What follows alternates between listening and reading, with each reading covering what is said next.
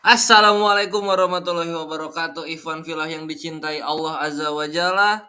Selamat berjumpa kembali dengan kami para mujahidin yang selalu siap sedia membantahi syubhat dan fitnah yang datang dari kufar-kufar penghujat tentunya. Dan sekarang kita live duet nih Ikhwan fillah sekalian. Ini ada gurunda kita yang kita cintai dan kita hormati, Gurunda Zuma Zulkifli M. Abbas, sang penginjil jalanan. Assalamualaikum warahmatullahi wabarakatuh, gurunda kami. Waalaikumsalam warahmatullahi wabarakatuh. Masya Allah. Masya Jumpa lagi Allah. kita ya. Setelah beberapa Jumpa lama nggak jumpa di Zoom terakhir juga. Kak, Masya Allah. terakhir 2001 kita ketemu gurunda ya, udah lama banget itu kayaknya. Terakhir 2001 ya. Ya, nah Ivan Vilayan di live comment juga berjumpa kembali dengan kita ya. Selamat datang yang baru bergabung. Di sini topik kita kali ini ada yang apa ya?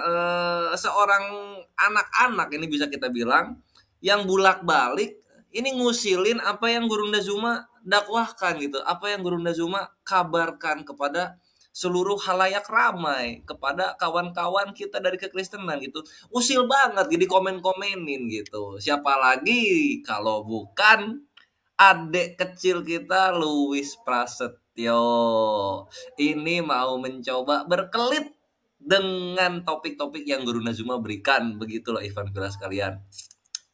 Nah, topik apa sih yang dia coba berkelit kali ini? Nah, topiknya itu mengenai ini loh Ivan Fira nih ya. Kita share screen ya. Pembukaan dulu. Nah, ini nih, Ini nih mengenai ini nih, Yesus menjanjikan 100 perempuan, 100 wanita, atau 100 istri. Gitu loh. Nah ini yang mau kita ini ya, mau kita bahas ya Gurunda ya. Dari Iya. cuitannya adik kecil kita Luis Prasetyo ini. Nah itu Iya, Ivan iya, Villa iya. pembukaannya tuh. Jadi topiknya tentang itu sekarang. Soalnya mau gimana pun, mau ada satu peleton Luis Prasetyo, mau ada 20 juta kawan-kawan kita kekristenan, ayat itu nggak bisa dihilangin Ivan Villa sekalian. Ayat itu nggak akan bisa dihilangin secara original teks. Yang bisa menghilangkan siapa? Terjemahannya. Nah ini nih, ini akan kita bongkar habis-habisan sampai mereka paham. Sampai mereka paham begitu ya. Dan terutama untuk Luis Prasetyo, ini dong, jujur dong, jujur dong. Biblos itu nggak hanya terjemahan LAI saja yang ada di dunia. Dan terjemahan LAI itu baru datang sekarang-sekarang. Zaman Van Ruyel 1612 itu udah ada Biblos itu ya, terjemahan Van Ruyel. Bahkan kalau kita ke manuskrip-manuskrip terdahulu itu udah ada. Maksudnya apa tuh? Manuskrip-manuskrip terdahulu udah ada, Van Ruyel terus Penatua Translator juga bawakan. Maksudnya begini, kata istri di sana itu ada. Dahulu kala pernah ada. Cuman dalam 46 tahun kebelakangan ini tidak ada, menghilang. Kenapa? Karena terjemahan LAI menghilangkannya. Begitu loh. Kenapa dihilangkan? Supaya doktrin bahwa di surga tidak berkelamin bisa terus lestari. Nah, itu ya, itu jadi prolognya dari Penatua Triun Slayer. Nah, Gurunda mau buka Ya, ini dulu, prolog dulu. Kita sapa-sapa dulu nih Ivan Villa yang sudah bergabung di live komen kita. Tafadol. baik. Baik. Bismillahirrahmanirrahim. Assalamualaikum warahmatullahi wabarakatuh. Waalaikumsalam. Alhamdulillahilladzi an'amana bi ni'matil iman wal islam wa nusalli wa nusallimu ala khairil anam sayyidina Muhammadin wa ala alihi wa sahbihi ajma'in amma ba'd.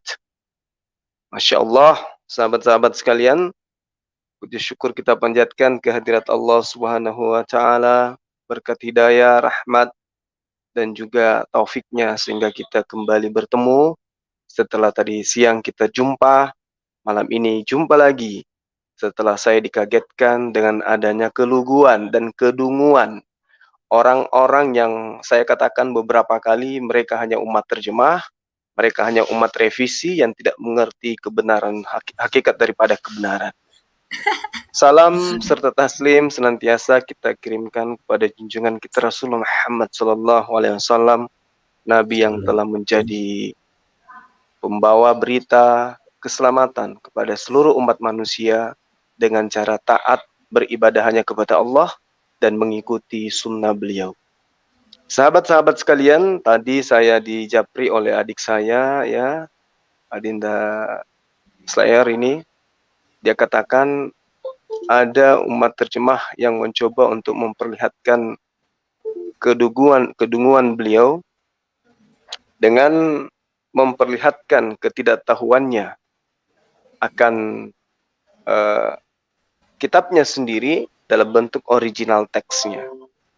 Artinya bahwa beliau, orang ini, itu tidak memahami bahwa apa yang tertuang kemudian di dalam kitab yang berbahasa Indonesia itu tidak berkesesuaian dengan original teksnya.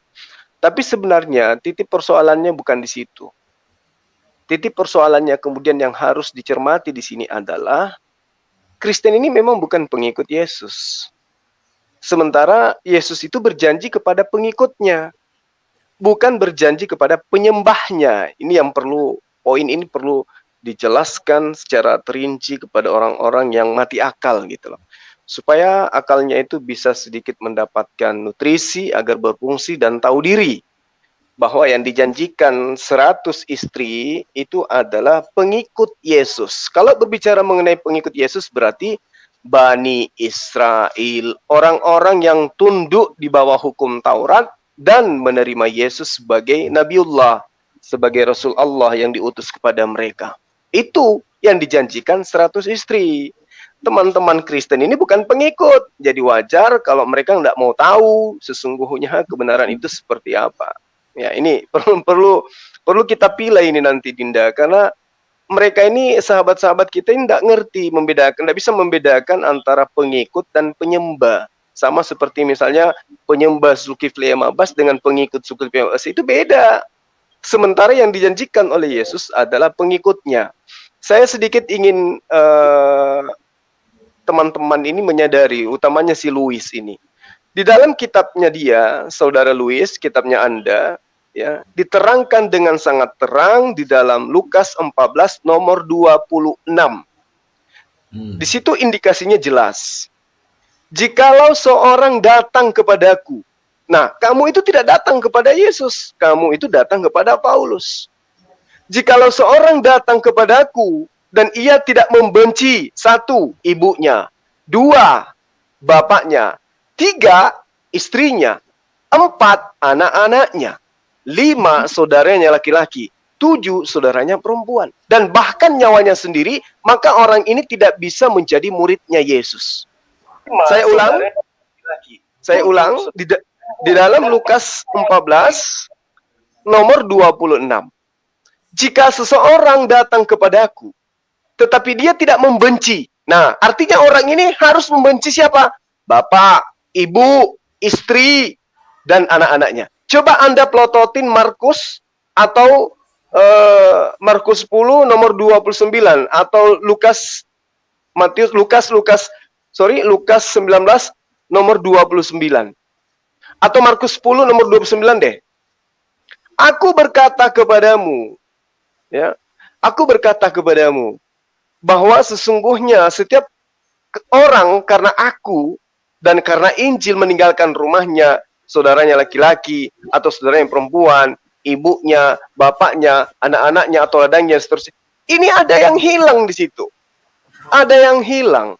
Kalau di Lukas itu masih tertulis istri. Kalau di Markus sudah hilang tuh. Di Markus 10, ya, Markus 10 nomor 29. Itu sudah hilang kata istri. Tetapi muncul di terjemah 2014, di situ tertuang pasangannya. Lalu kemudian di terjemahan 2014 juga, ya, versi TSI, itu muncul istrinya. Jadi ini kitab memang saya katakan, ya, tergantung selera. Kan gitu. Tergantung selera. Nah, Adinda saya boleh nggak tampilkan dalilnya? Sorry. Bentar. Di dalam Matius 19 yang saya maksud, nomor 29, di situ diterangkan, dan setiap orang yang karena namaku meninggalkan rumahnya, saudaranya, saudara laki-laki, saudara perempuan maksudnya, bapak, ibunya, anak-anaknya, ladangnya. Di sini ada yang tidak disebutkan. Matius 19 nomor 29 ada yang tidak disebutkan sesuai dengan apa yang tertuang di dalam Lukas 14 nomor 26. Lukas nomor 26 dari bab 14 itu dikatakan, jikalau seorang datang kepadaku dan ia tidak membenci bapaknya. Jadi orang itu harus membenci orang-orang ini. Lalu kemudian di Matius 19 ini sama. Dan setiap orang yang karena namaku meninggalkan. Nah, kenapa dia meninggalkan? Karena dia harus membenci. Di Lukas 14 nomor 26 membenci istrinya. Tapi ketika di dalam Matius 19:29 itu orang yang membenci pasti meninggalkan. Tapi sayangnya di situ tidak dituliskan istrinya di terjemahan baru. Kenapa? Ya, ada tanda tanya besar di situ. Nanti mungkin Adinda Slayer bisa membuktikan data sebelum saya obrak-abrik data-data itu. Karena jelas sekali, satu poin yang harus Louis pahami di sini, Kristen itu bukan pengikut Yesus. Saya bisa buktikan itu. Yang pengikut yang menjadi Kristen itu adalah pengikut daripada Paulus di Antioquia. Meski dikatakan bahwa Barnabas pernah ke sana, tetapi Paulus dengan tegas di dalam 2 Timotius 4 nomor 11, di situ dia menerangkan bahwa hanya Lukas yang tinggal bersama dengan dia di mana? Di Antioquia. Artinya ketika kemudian dia ribut dengan Barnabas telah meninggalkan kemudian si Paulus ini dengan Lukas dan Markus. Silakan Anda plototin 2 Timotius 4 nomor 11, di situ sangat jelas pengakuan daripada Paulus, hanya Lukas yang ada bersamaku. Dapatkan Markus dan bawa dia kemari. Artinya ketika dia berselisih dengan Barnabas yang tinggal di Antioquia yang kemudian disebut Kristen, itu adalah murid-murid Lukas dan murid Paulus, bukan murid Barnabas. Dengan demikian saya katakan bahwa pengikut Yesus yang diberi janji 100% 100 kali lipat dari istrinya itu bukan Kristen, tetapi Bani Israel. Itu dulu sementara sebagai pemanasan. Silakan Adinda. Masya Allah, itu ya pemaparannya itu dalam banget loh gitu Dek Louis, dalam banget sampai ke pemaknaan, sampai maksud dari Yesus di dalam Matius 19 ayat 29 dan juga tadi korelasinya di mana tuh Gurunda? Yang membenci. Gurunda. Sorry, saya minta. Lukas 14 nomor 26. Lukas 14 nomor 26 itu ya, jadi membenci dan meninggalkan. Itu ada korelasinya dan maknanya dalam sekali Dek Louis. Coba deh kalau mau sedikit saja kolbumu itu dibuka dengan mengenyahkan dulu roh-roh yang ada di dalam dirimu, maka kau akan menemukan kebenaran saudaraku. Kebenaran. Sekarang kita saksikan dulu Gurunda ya. Cuplikan pertama dari rengekannya Dek Louis yang mencoba berkelit kepada ini. Bentar. Oh, ini kita naikin dulu ke sini. Mencoba berkelit dari data yang sangat-sangat nyata. Ini ya di menit 149 Yesus menjanjikan 100 perempuan. Kita dengarkan rengekannya Dek Louis ini. Ini terjemahan baru. Dan setiap orang yang karena namaku, orang tersebut meninggalkan rumahnya. 1, meninggalkan saudara-saudara laki-lakinya. 2, meninggalkan saudara perempuannya. 3, meninggalkan bapaknya. 4, meninggalkan ibunya. 5, meninggalkan anak-anaknya. 6, meninggalkan ladangnya. 7. Siapa yang tidak disebut di ayat ini? Di sini sudah disebut. Rumahnya, saudara laki-lakinya, saudara perempuannya, bapaknya, ibunya, anak-anaknya. Siapa yang tidak disebut di sini? Kau jawab dulu dengan jujur, ya. Dan setiap orang karena namaku, dia meninggalkan rumahnya, saudara laki-lakinya, saudara perempuannya, bapaknya, ibunya, anak-anaknya, atau ladangnya. Siapa yang tidak disebut di sini menurut Anda? Nah, dari video tersebut ternyata saya pikir beneran gitu loh, dikasih 100 cewek. Ternyata nih Ternyata itu cuma bohong doang. Kutipan ayatnya pun keliru. Iya, itu ya kita cukup karena sisanya itu adalah elaborasi Takia Korintus dari 2 poin di sini, Ikhwan Fillah sekalian dan gurunda kami. Pertama, nggak ada tertulis, itu yang tadi jawabannya ada duluan baru syubhatnya muncul. Terus yang kedua, bohong-bohongan, begitu gurunda. Itu gurunda yang Iya, dibilang. benar. Nah, ini Dek Luis mesti paham Dek Luis. Tadi penjelasannya ada lebih dulu daripada apa yang Dek Luis sampaikan begitu. Bahkan manuskripnya lebih ada dari dulu daripada apa yang Dek Luis sampaikan. Begitu loh Dek Luis. Ini kok antara mencoba membohongi Tritunggal yang awam atau memang benar-benar nggak tahu, hanya tahu Biblos itu datang menggunakan bahasa Proto Melayu ke Indonesia, bukan menggunakan bahasa Yunani. Kenapa ini yang kami sayangkan dari kalian itu, kenapa kalian tidak tahu bahasa Yunaninya? Begini loh Dek Luis, yang kami kasihi, kita keluarkan lagi ya ininya. Ini loh, ini tuh zaman digital. Zaman digital yang dimana kalian menjanjikan tsunami murtad dari muslim. Loh, malah yang terjadi malah tsunami data untuk muslim. Dan tsunami mu'alafah untuk muslim. Tiap hari ada saja konten insan-insan muda yang bersyahadat di masjid. Dan salah satunya bersyahadat seringkali di masjid tempat markasnya Yayasan Makassar Mualaf Center Indonesia coba. Apa ini coba Luis? Apa ini? Nih ya kalau misalnya nggak percaya. Matius 19:29 internet ini langsung ada di history. Nah, kita buka. Nah, ini loh Bible Hub. Ini masa nggak kelihatan Bible Hub di sini? Nih loh, ini udah dilihat Bible Hub-nya dong. Mulai kita belajar kembali ke Ada kata asalnya. gunaika kan? Sohih gurunda nih loh. Kalau misalnya dia nggak percaya nih coba nih kita tag. Kaipas hostis apeken oikias en adelpos adelpas Adelpos brothers adelpas sister. Patera fater metera mater.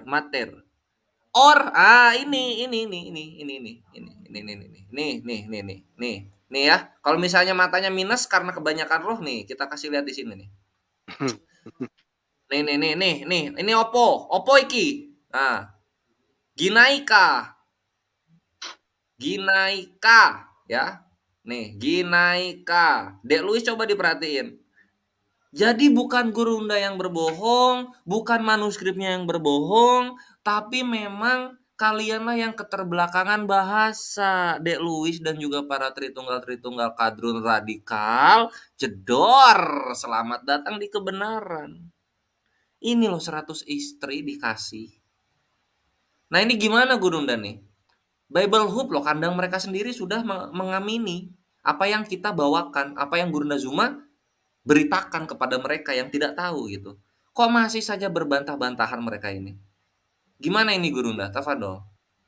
Iya, di dalam kitab Markus juga ada tuh. Markus berapa Gurunda? Coba Markus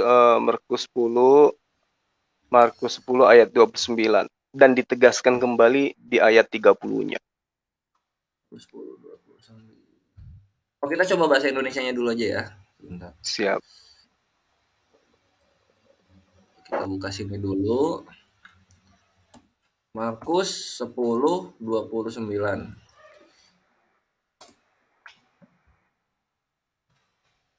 Nah, ini dia. Aku berkata kepadamu sesungguhnya setiap orang yang karena aku dan karena Injil meninggalkan rumahnya, saudara laki-laki, saudara perempuan, ibunya atau bapaknya, anak-anak atau ladangnya, orang itu pada masa ini juga akan menerima kembali 100 kali lipat. Nah, ya. Markus pun memberitakan hal yang sama nih. Karena ya memang ini ya, memang ada ayat-ayat yang memang duplikasi, ada ayat-ayat yang memang kontradiksi. Nah, ini sama. Sekarang kalau kita lihat, survei membuktikan jeng. Bible Hub masih di web yang sama. Apakah ada Gineika di sini? Brother, sister, mother, father, children or lands for the sake of the gospel. Oh, kalau di sini tidak ada Gurunda. Coba Kalau kita KJP lihat. gimana coba? Kalau KJP sebentar atau asal lihat. Oh iya. Hah? Iya siap. Kalau yang KJF-nya, KJV-nya ya? Iya. Pada children land. Iya, di sini nggak ada istri. Kita lihat cek KJV-nya. Kita cek KJV. Bahasa Inggris. Wah, ada. Ada ini. Ini ada loh. Ada ya? Ada loh ini. Nih. Jedor, ada istri. Memang dijanjikan istri selalu gitu. Kalau ayat 30-nya gimana coba? Ayat 30-nya kita akan cek lagi. Bentar.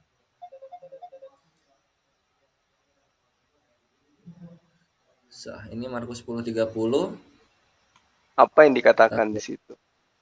Kita ke bahasa Inggris. Langsung Inggrisnya atau gimana, Gurunda? Iya.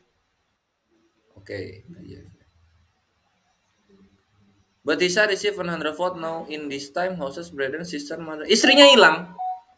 Hilang kan? Hilang. Kenapa ini? Itu kenapa kok? Padahal di ayat di nomor 29-nya ada kan? Iya, istrinya hilang ini. Ini maunya gimana ini kok? Baru ngomong istri langsung apa namanya ya dia? Langsung mental sendiri. Kenapa ya Gurunda? Kok bisa begitu Gurunda? Nah itu dia. Nah sekarang kalau kita mau jadikan rujukan yang benar itu yang mana coba sekarang? Yang Bible Hook itu atau KJP atau yang mana ini? Iya, yang mana ini? Kebenarannya yang mana nih? Ini kalau misalnya Yesus dibilang jalan tapi ternyata di dalam jalan itu terlalu banyak apa? Serabut-serabut yang menghalangi, susah juga nyari kebenaran Gurunda. Markus 30 nggak ada istri. Markus 10:29 ada istrinya ini. Yang KJV. Tuh. Yang pada intinya kembali kepada Matius yang tadi. Lalu kemudian kita konfirmasikan dengan Lukas ya. 14 nomor 26. Di situ diterangkan bahwa ada beberapa poin yang kemudian dihilangkan di sana. Nah, tapi anehnya ketika berbicara mengenai Lukas 14 nomor 26, di situ ada istrinya. Lukas Jika 14, seorang itu datang kepadaku tidak membenci. Nah, di dalam Lukas, di dalam Matius 19 ayat 29, ini yang ditinggalkan, yang dibenci nantinya akan dikembalikan 100 kali lipat. Benar kan? Sohi. Benar kan? Nah, betul. Artinya, ini kan jelas. Jikalau seorang datang kepadaku dan ia tidak membenci bapaknya, berarti yang dibenci ini siapa aja? Istrinya juga. Dan akan dikembalikan kelak 100 kali lipat. Nah, Matius 19:29 ya. Itu dihilangkan istri di sana. Setiap orang yang karena namaku meninggalkan rumahnya, saudara laki-lakinya, saudara perempuannya, bapak ibunya, anak-anaknya, ladangnya. Loh, kok satu orang ini dihilangkan? Kenapa? Apa sebabnya? Mungkin karena di ayat berikutnya atau data sebelumnya itu mereka dijanjikan 100 kali lipat. Berarti ketika ada istri di sini, tidak dihilangkan kata istri di sini, maka orang-orang yang meninggalkan istrinya akan dikembalikan 100 kali lipat istri. Berarti mereka akan mendapatkan istri 100 orang. Tapi jangan kaget, karena dalil ini, kalau ini adalah sabda Yesus, maka ini tidak ditujukan kepada kalian, wahai teman-teman Kristen, khususnya Louis. Ini ditujukan kepada Bani Israel. Murid-muridnya, pengikutnya, bukan kalian, bukan untuk penyembahnya. Kalau penyembahnya itu Yesus tidak pernah menjanjikan apa-apa. Karena Yesus tidak pernah mengajarkan untuk disembah. Ini yang Louis harus paham dengan baik. Karena sebenarnya ya pengikut Yesus itu bukan mereka ini. Bukan Louis dan teman-temannya. Pengikut Yesus itu jelas adalah Bani Israel. Bagaimana kemudian Yesus menerangkan bahwa di dalam Matius 14 ya, di situ Yohanes 14 nomor 12 dikatakan begini, aku berkata kepadamu, mu di sini siapa? Bani Israel. Sesungguhnya barang siapa yang percaya kepadaku, ia akan melakukan juga pekerjaan-pekerjaan yang aku lakukan. Nah, apakah teman-teman Kristen khususnya Louis ini melakukan pekerjaan yang Yesus lakukan? Tidak. Sementara jika kau percaya kepadaku, kau akan melakukan pekerjaan-pekerjaan yang aku lakukan. Orang Kristen menambah satu pekerjaan Yesus. Apa itu? Mati dibunuh di atas tiang salib. Nah, apakah Kristen mau melakukan pekerjaan-pekerjaan itu? Tentu tidak. Berarti jika benar penyaliban itu, dan Kristen tidak mati di salib, berarti mereka bukan pengikut. Mereka orang-orang yang tidak percaya kepada Yesus. Nah, lalu kemudian diterangkan lagi di nomor berikutnya. Nomor 15, jika kamu mengasihi aku, kamu akan menuruti segala perintahku. Nah, sekarang teman-teman Kristen khususnya Louis ini, apakah menuruti perintah Yesus? Perintah-perintah Yesus itu apa? Di antaranya adalah taat kepada hukum Taurat. Tentu tidak. Berarti Louis ini tidak mengasihi Yesus. Tidak percaya kepada Yesus berarti. Nah, kemudian di nomor selanjutnya, nomor 23 di Yohanes 14 itu, jika seorang mengasihi aku, ia akan menuruti firman-Ku.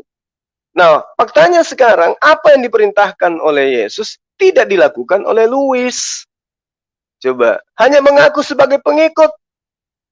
Itu tidak menjadi syarat untuk selamat menurut Yesus. Yang menjadi syarat itu adalah pertama Bani Israel. Mengikuti perkataannya, mengikuti pekerjaannya. Lalu kemudian, orang-orang yang saya katakan tadi penyembah, di ayat terakhir, di nomor terakhir dari bab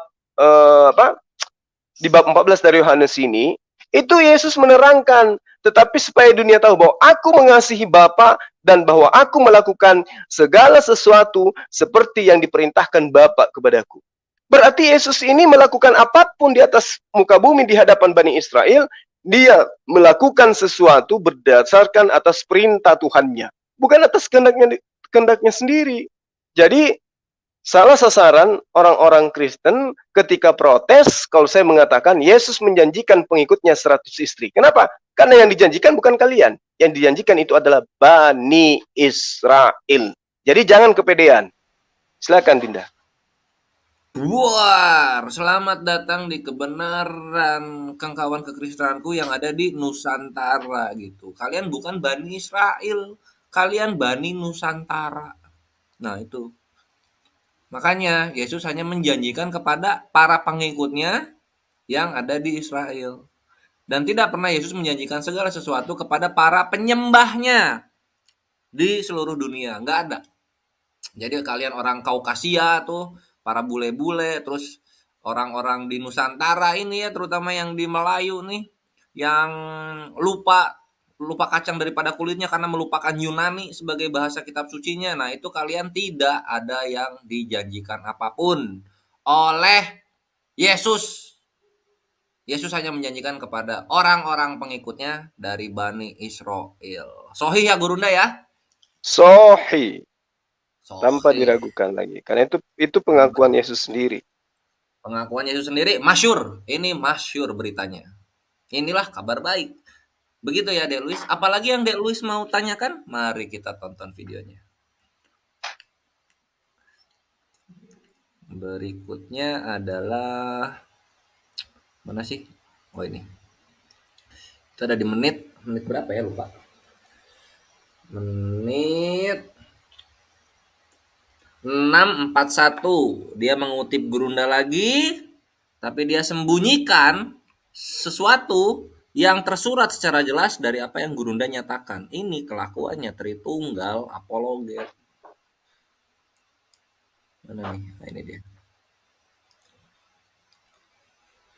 Wanita yang dijanjikan Yesus 100 kali lipat tuh. Itu mau diapain itu wanita yang dijanjikan Yesus 100 kali lipat tuh? Jadi kalau mau membaca Alkitab, dia kuduskan dulu otaknya supaya nggak ngeres terus gitu loh. Nah, jangan karena di ajarannya benar-benar dikasih 72 bidadari, kemudian dia ingin mengatakan dalam Kristen juga diberikan 100 cewek. Bahkan di ayat ini pun tidak ada sama sekali dikatakan di situ bahwa siapa mengikut Yesus akan dikasih 100 kali lipat cewek. Nggak ada. Tertangkap basah bertakia Korintus. Data-data sudah masyhur kami berikan, masih ngomong nggak ada. Ini gimana ini Gurunda? Terus dibilang kita mesti punya roh dulu, gitu. Nah itu gimana Gurunda? Ya, itu dia yang saya katakan tadi. Bahwa mereka ini orang-orang yang tidak paham gitu loh. Karena mereka hanya menggunakan terjemah. Dan mereka tidak mau tahu kalau Yesus itu hanya diperuntukkan kepada Bani Israel saja. Yang mereka tahu adalah, ya mereka ini adalah pengikut. Sementara Yesus sudah menerangkan kriteria pengikut itu seperti apa gitu loh. Nah, mereka orang Kristen ini bukan pengikut daripada ajaran Yesus. Mereka ini adalah pengikut ajaran Paulus. Itu tadi saya katakan di dalam 2 Timotius 4 nomor 11. Aku hanya bersama dengan Lukas, bukan bersama dengan murid Yesus yang lain. Ketika mengajarkan tentang apa yang menjadi konsep Kristen hari ini, kemudian orang-orang di Antioquia menyebut pengikut Paulus itu sebagai Kristen. Gitu loh. Di dalam kitabnya Kristen itu sendiri, Matius 7 nomor 22 sampai nomor 23. Mereka yang menyeru Yesus Tuhan, bermujizat demi nama Yesus, mengusir setan demi nama Yesus, mereka akan diusir oleh Yesus. Ya, satu-satunya agama di atas dunia ini yang mengajarkan menyeru kepada Yesus dengan seruan Tuhan itu hanya Kristen. Tokoh-tokoh agama yang sering mengaku dan bernubuat, bermujizat dengan menggunakan nama Yesus itu hanya pendeta-pendeta di gereja, para pastor semuanya. Orang-orang yang sering melakukan pemurtadan, penyembuhan, berbagai macam penyakit dengan nama Yesus itu hanya orang Kristen. Maka data di dalam Matius 7, nomor 22, 23, mereka lah orang ini yang akan diusir. Bahkan Yesus menyebutnya sebagai seorang pembuat kejahatan. Apa sebabnya? Karena Yesus tidak pernah mengajarkan bahwa dirinya adalah Tuhan. Dan karena orang-orang ini kemudian menyebut Yesus itu sebagai Tuhan. Nah, jadi jelas bahwa Kristen itu bukan pengikut Yesus. Kristen itu adalah pengikut Paulus. Boleh dilihat di dalam Kisah Para Rasul tulisan Lukas, Kisah Para Rasul 11 ya, nomor 25 atau 26. Di situ jelas dikatakan, orang-orang itu pertama kali di Antioquia disebut sebagai Kristen. Dan orang ini adalah pengikut daripada Lukas. Itu yang perlu dipahami oleh Lewis. Nah, di dalam 1 Korintus 11 nomor 1 sampai nomor 2, Paulus menekankan, jadilah pengikutku sama seperti aku juga menjadi pengikut Kristus. Aku harus memuji kamu, sebab dalam segala sesuatu kamu tetap mengingat akan aku dan teguh berpegang pada ajaran yang ku teruskan kepadamu, yang kuajarkan kepadamu. Jadilah pengikutku. Sehingga Lois itu memang menjadi pengikut Paulus. Gurunda, karena Paulus yang meminta untuk mereka orang ini menjadi pengikutnya. Dalil di dalam 1 Korintus 11 ini ya adalah cerita yang berdasarkan terhadap pengakuan Paulus bahwa orang-orang Kristen itu harus menjadi pengikutnya. Jadilah pengikutku. Sementara pengikut Yesus itu jelas hanyalah Bani Israel. Yesus mengajarkan kepada murid-muridnya menyembah hanya kepada Allah, satu-satunya Tuhan semesta alam. Dan dia harus disembah setiap saat. Sementara Paulus itu menceritakan bahwa Yesus adalah anak Allah yang harus disembah. Ilmunya dari mana? Entah dari mana. Kita tidak ngerti dari mana ajaran itu. Sementara Yesus sendiri tidak pernah mengajarkan tentang dirinya adalah pencipta, tentang dirinya adalah Tuhan yang datang dalam rupa manusia dan seterusnya. Bahkan ada yang lebih gila lagi dikatakan, Tuhan datang mengambil rupa manusia. Ini ajaran dari mana? Sementara ajaran Yesus sendiri tidak pernah mengatakan itu. Artinya bahwa ketika data sudah tidak bisa dibantah lagi, bahwa memang Yesus itu menjanjikan 100 istri kepada pengikutnya, Louis dan kawan-kawan harus menyadari sendiri bahwa memang kita tidak dijanjikan karena kita bukan pengikut Yesus. Kita adalah penyembah Yesus. Yesus mengaku di dalam Matius 15 nomor 24, aku diutus hanya kepada domba-domba yang hilang dari umat Israel. Lois bukan umat Israel. Jadi harus pede menyatakan itu. Harus tahu diri, jangan asal-asalan. Kemudian di dalam kitabnya Kristen itu sendiri juga diterangkan dalam Yohanes 17. Kalau tidak keliru di nomor 9 nomor 9. Di situ dikatakan, jangan kamu menyimpang ke jalan bangsa lain atau masuk ke dalam kota orang Samaria, melainkan pergilah kepada domba-domba yang hilang dari umat Israel. Ini perintah siapa? Perintah Yesus. Kenapa demikian? Karena Yesus memang diutus hanya domba-domba yang hilang dari Bani Israel. Ya, itu diterangkan di dalam Matius 10. Matius 10 nomor 5 sampai nomor 6. Sorry. Itu perintahnya Yesus itu. Kalau di dalam Yohanes 11 ayat nomor 9 diterangkan bahwa aku berdoa untuk Bani Israel, bukan untuk dunia, tetapi untuk mereka, yaitu Bani Israel, yang telah engkau berikan kepadaku, sebab mereka adalah milikmu. Ya, Kristen selalu mengatakan Bani Israel adalah bangsa pilihan. Ya, memang dia adalah umat Tuhan menurut kalian. Karena itulah kemudian Yesus mengatakan di dalam Yohanes 17 nomor 9 itu, aku berdoa untuk mereka, bukan untuk dunia aku berdoa, tetapi untuk mereka, yaitu bangsa Israel, yang telah engkau berikan kepadaku, sebab mereka adalah milikmu. Nah, mau kurang apa lagi? Kalau kemudian kitabnya sendiri menerangkan, Yesus itu pengikutnya adalah Bani Israel. Bahkan untuk sekedar berdoa untuk keselamatan saja, Yesus berdoa hanya untuk Bani Israel. Sementara mereka ini bukan Bani Israel. Ya, bukan Bani Israel. Di dalam Kisah Para Rasul lagi, bab 16 ya. Ya. Di situ dikatakan di nomor 6 sampai nomor 7. Mereka melintasi tanah Fregia, tanah Galatia, karena Roh Kudus mencegah mereka untuk memberitakan Injil di Asia. Nah, kan kasihan seperti ini. Berarti bukan Roh Kudus yang mengajarkan mereka tentang Injil. Yang mengajarkan adalah penjajah yang datang ke sini bersama dengan misionaris waktu itu pada masa mereka menjajah. Bukan Roh Kudus, karena Roh Kudus itu pasti mencegah orang-orang itu sesuai dengan apa yang tertulis pada rasul kitab mereka. Lalu kemudian Al-Quran juga menerangkan, hai Bani Israel, sesungguhnya aku adalah utusan Allah kepadamu. Siapa yang mengatakan begitu? Yesus, ya, yang kita umat Islam sebut dengan Nabi Isa alaihissalam. Mana ucapan Yesus, aku diutus untuk seluruh umat manusia? Tidak ada. Dia hanya mengaku sebagai utusan untuk Bani Israel. Bahkan berdoa sekalipun, dia mengatakan sebagai apa? Dia berdoa hanya untuk Bani Israel, bukan untuk dunia.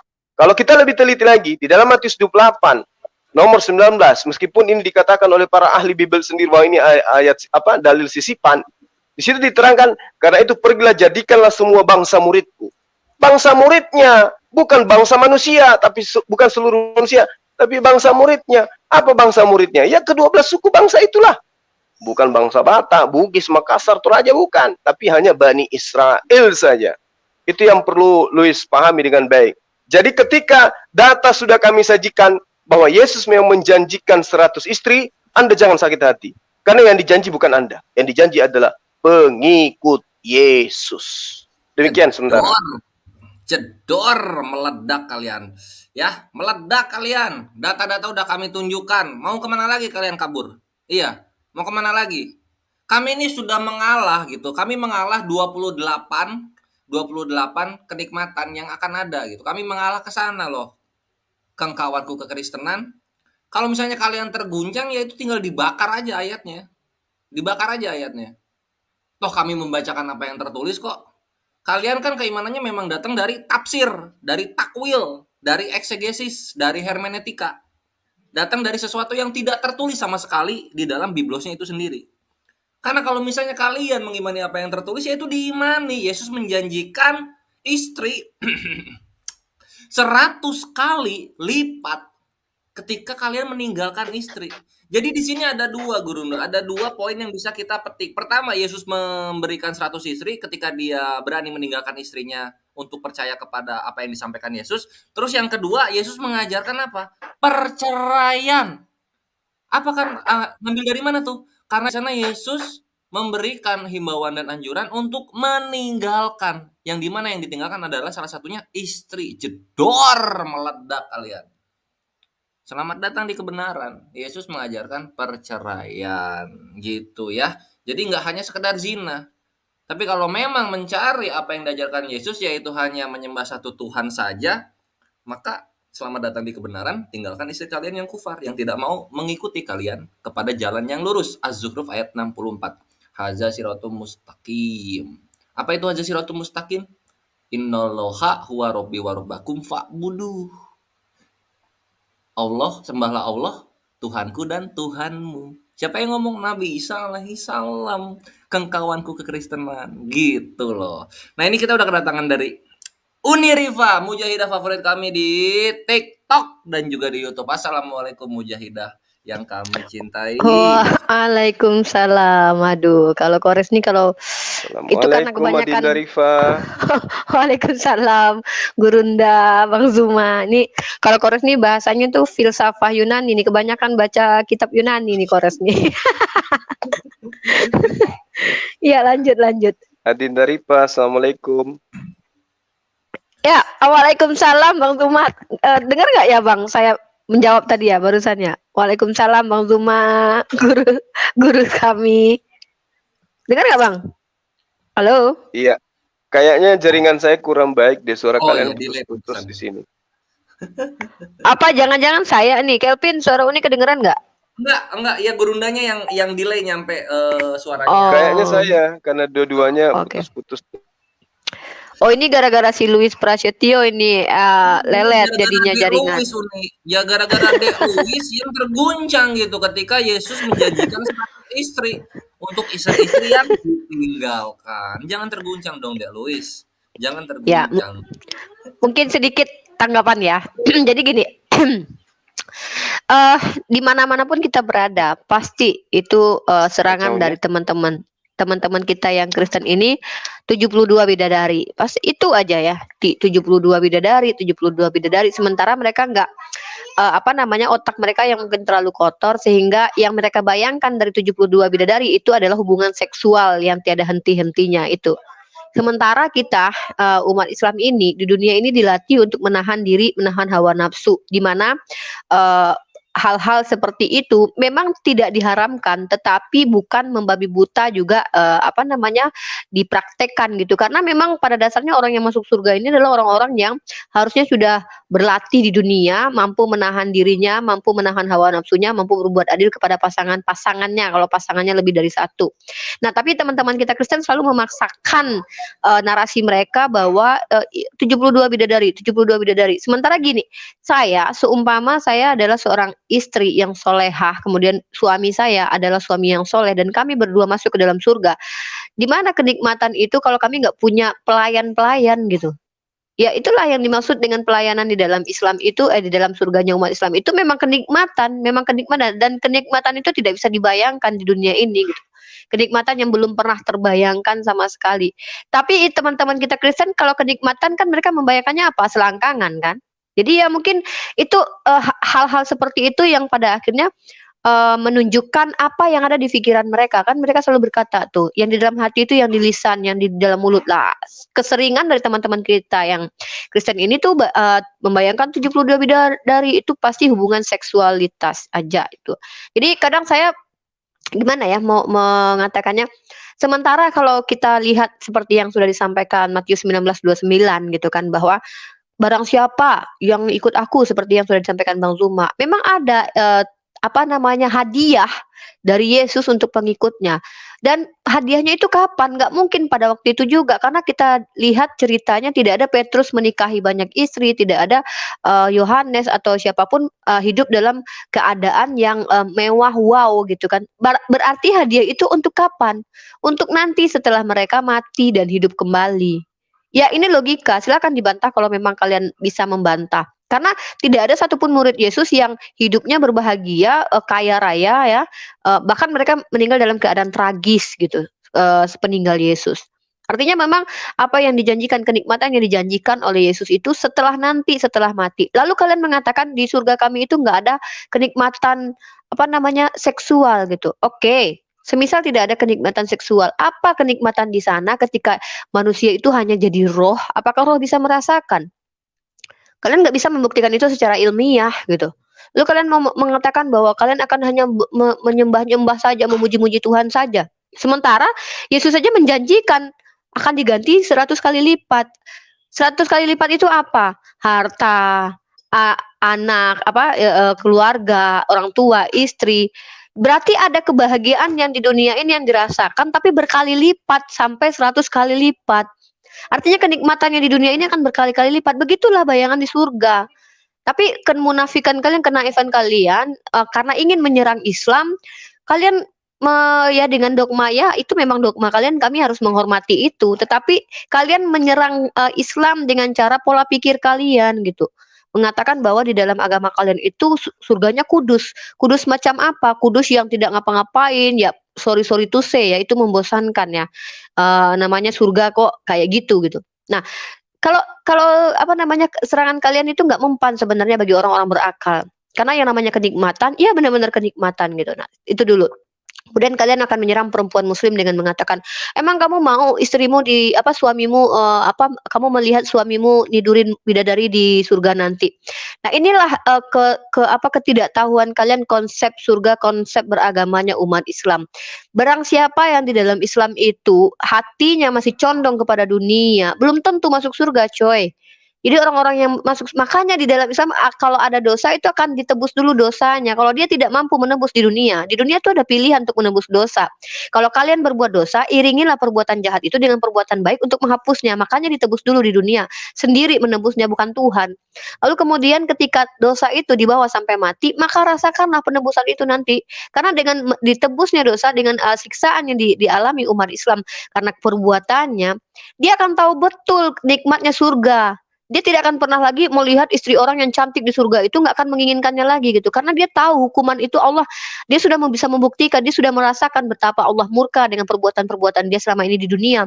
Ngaku-ngakunya, contoh kayak kalian ya sering ngaku, kami itu istri satu, pasangan satu, tapi mohon maaf, perselingkuhan merajalela. Dan 200.000 korban pelecehan seksual dari ribuan juga praktisi agama di tempat kalian dari tahun 1950, itu fakta, itu bukan oknum lagi. Oknum itu 1, 2 mungkin sekitar beberapa orang ya, mungkin itu baru oknum. Tapi kalau sudah menjadi ini dari 1950 ini udah kayak kebiasaan gitu loh. Kalian menghina Islam dengan mengatakan Islam itu agamanya penuh dengan seks. Sementara yang terjadi kalian dijawab oleh Allah dengan fakta dan kenyataan bahwa justru praktisi agama kalian, pastor, pendeta yang melakukan perbuatan-perbuatan itu, kami hidup kudus, tidak menikah untuk Tuhan, tapi faktanya apa? Anak kecil yang jadi korban. Nah itu. Jadi kalian menuduh Nabi Muhammad pedofil, ternyata yang terjadi apa? Allah menjawab dengan fakta kenyataan bahwa praktisi agama kalian. Jadi tuduhan-tuduhan kalian itu percayalah, lambat laun, cepat atau lambat akan sedikit-sedikit akan dibukakan dan dijawab oleh Allah Subhanahu wa taala. Walaupun kami berjuang dengan cara kami menjawab tuduhan kalian, dan kami tidak mungkin tidak akan mampu membuktikan bahwa zaman dahulu betapa kejinya orang-orang Romawi, betapa incest itu juga merajalela, pedofilia, dan saya membaca sejarah-sejarah Romawi itu sangat mengerikan. Bahkan Konstantin sendiri, saya membaca kisahnya bahwa dia bahkan Konstantin itu kan ikonik Kristen karena dia adalah pencetus Konsili Nikea.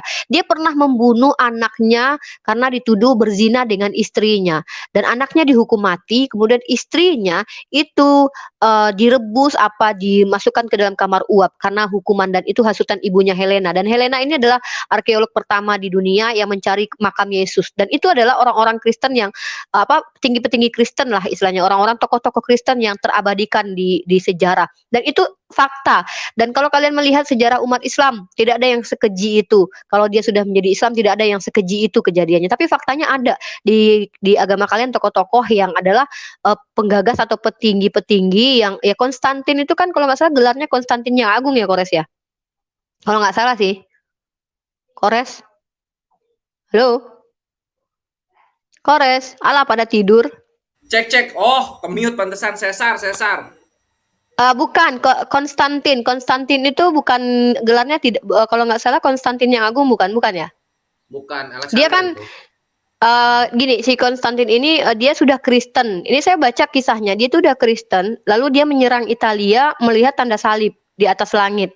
Makanya dia ada ikon dari dia itu apa namanya seolah-olah dia tuh dibenarkan dalam agama dia gitu. Padahal dia udah Kristen sebelumnya dia kan penyembah matahari, bapaknya kan apa namanya pemuja dewa matahari. Nah, dan anehnya dia itu ketika jadi Kristen itu bukannya malah mohon maaf ya mengerikan loh. Dia terkenal sangat mengerikan hidupnya. Nah, kita lihat itu hal itu sejarah itu ada gitu. Tapi ketika teman-teman Kristen malah menuduh umat Islam, Nabi Muhammad begitu. Sementara tokoh-tokoh dunia itu yang intelektualnya tinggi, para filsuf, para orang-orang yang terdidik, yang membaca buku banyak, nggak ada seperti mulut kalian itu menuduh Nabi kami gitu loh. Dan saya banyak sekali melihat apa namanya statement-statement dari orang-orang seperti Karen Armstrong, seperti banyak ya orang-orang tokoh-tokoh intelektual yang mengatakan tidak ada kata kotor, kata buruk yang keluar dari mulut mereka tentang baginda Rasulullah Sallallahu Alaihi Wasallam. Tapi kalian gitu loh baca buku aja nggak pernah mungkin ya baca kitab kalian aja jangan jarang-jarang tiba-tiba menyimpulkan Nabi Muhammad begini dan begitu. Itu aja sih ketampar bolak-balik kalian nyerang Islam percaya deh gitu. Udah berkali-kali kita buktikan. Silakan lanjutkan Bang Luma dan Kores. Iya, terima kasih. Unik kami untuk ininya ya, untuk tausiahnya tentang bagaimana karakter mereka terhadap Islam gitu kan. Sangat menyedihkan sekali, sangat-sangat ironis sekali ketika mereka mencoba menentang apa yang kami bawakan, padahal yang kami bawakan tertulis di dalam biblos mereka sendiri. Pedih nggak sih? Nggak perlulah kalian pakai kitab suci kalau begitu. Nah, ketika kalian beriman tidak menggunakan kitab suci, maka kalian kembali kepada nenek moyang kalian, para aristokrat atau para filsuf-filsufnya Yunani yang beriman menggunakan bacot. Begitu Kang kawanku kekristenan yang doyan syubhat dan doyan fitnah terhadap Islam gitu ya. Jadi kalau misalnya nggak mau 100 istri ya karena memang kalian nggak dikasih. Itu bukan untuk kalian seperti yang dibilang oleh Gurunda Zuma. Itu untuk pengikut-pengikutnya Yesus. Kalian kan penyembah, beda dong. Beda dong. Pengikut itu ada jalan dilewati, kalau penyembah itu ada jalan ya lu jedukin pala di sana, jedak jeduk jedak. Nah, gitu kan penyembah jalan loh. Yesus kan jalan. Nah, disembah oleh kalian. Ya itulah jidatnya ya panas semua tuh kalian. Jadi dalam rangka memperingati 100 istri yang dijanjikan Yesus selama 2000 tahun ini udah jalan berarti ya.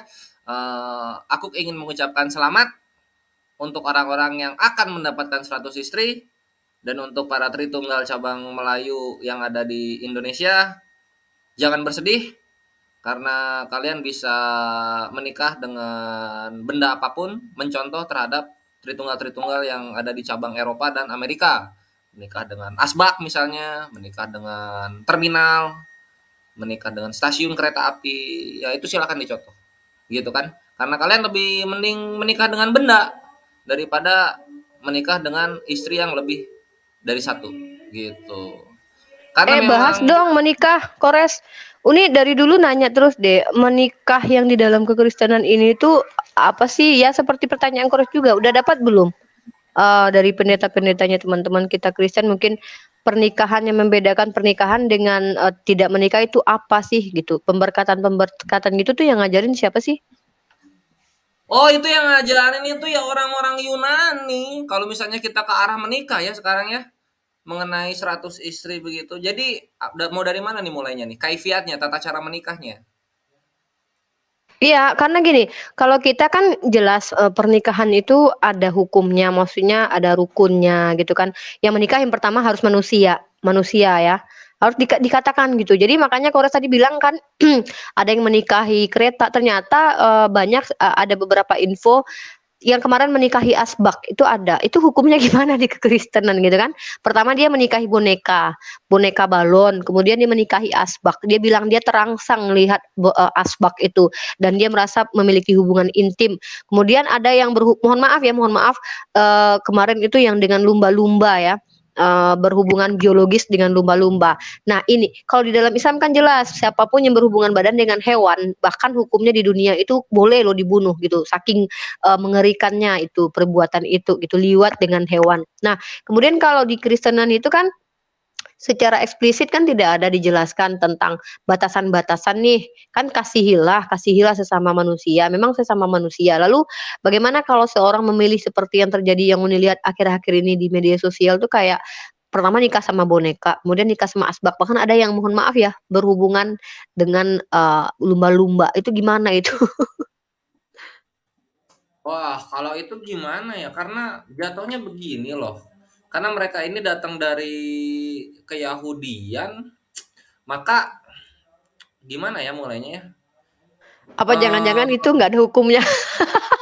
begini. Aku akan share screen dulu ya. Aku akan share screen dulu. Pertama kita lihat dari ini 1 Korintus 6 16. Nah, begini nih. Ini cara menikah yang sesuai dengan Alkitabiah ya. Ini cara menikah yang sesuai dengan Alkitabiah Ikhwan Fillah. Kalau misalnya yang stay tune dengan Triun Slayer Comment Center dan juga Ukti Natalia Iriani, ini udah sempat dibahas cara pernikahan yang membedakan kita dengan mereka. Ini kalau kita bahas ke sana ya. Ini perhatikan. Nah, ini 1 Korintus 6 ayat 16, kita lihat di sini. Atau tidak tahukah kamu bahwa siapa yang menempelkan, ini bahasa Yunaninya kolao ya. Jadi menempelkan, bukan mengikat. Kalau mengikat beda lagi.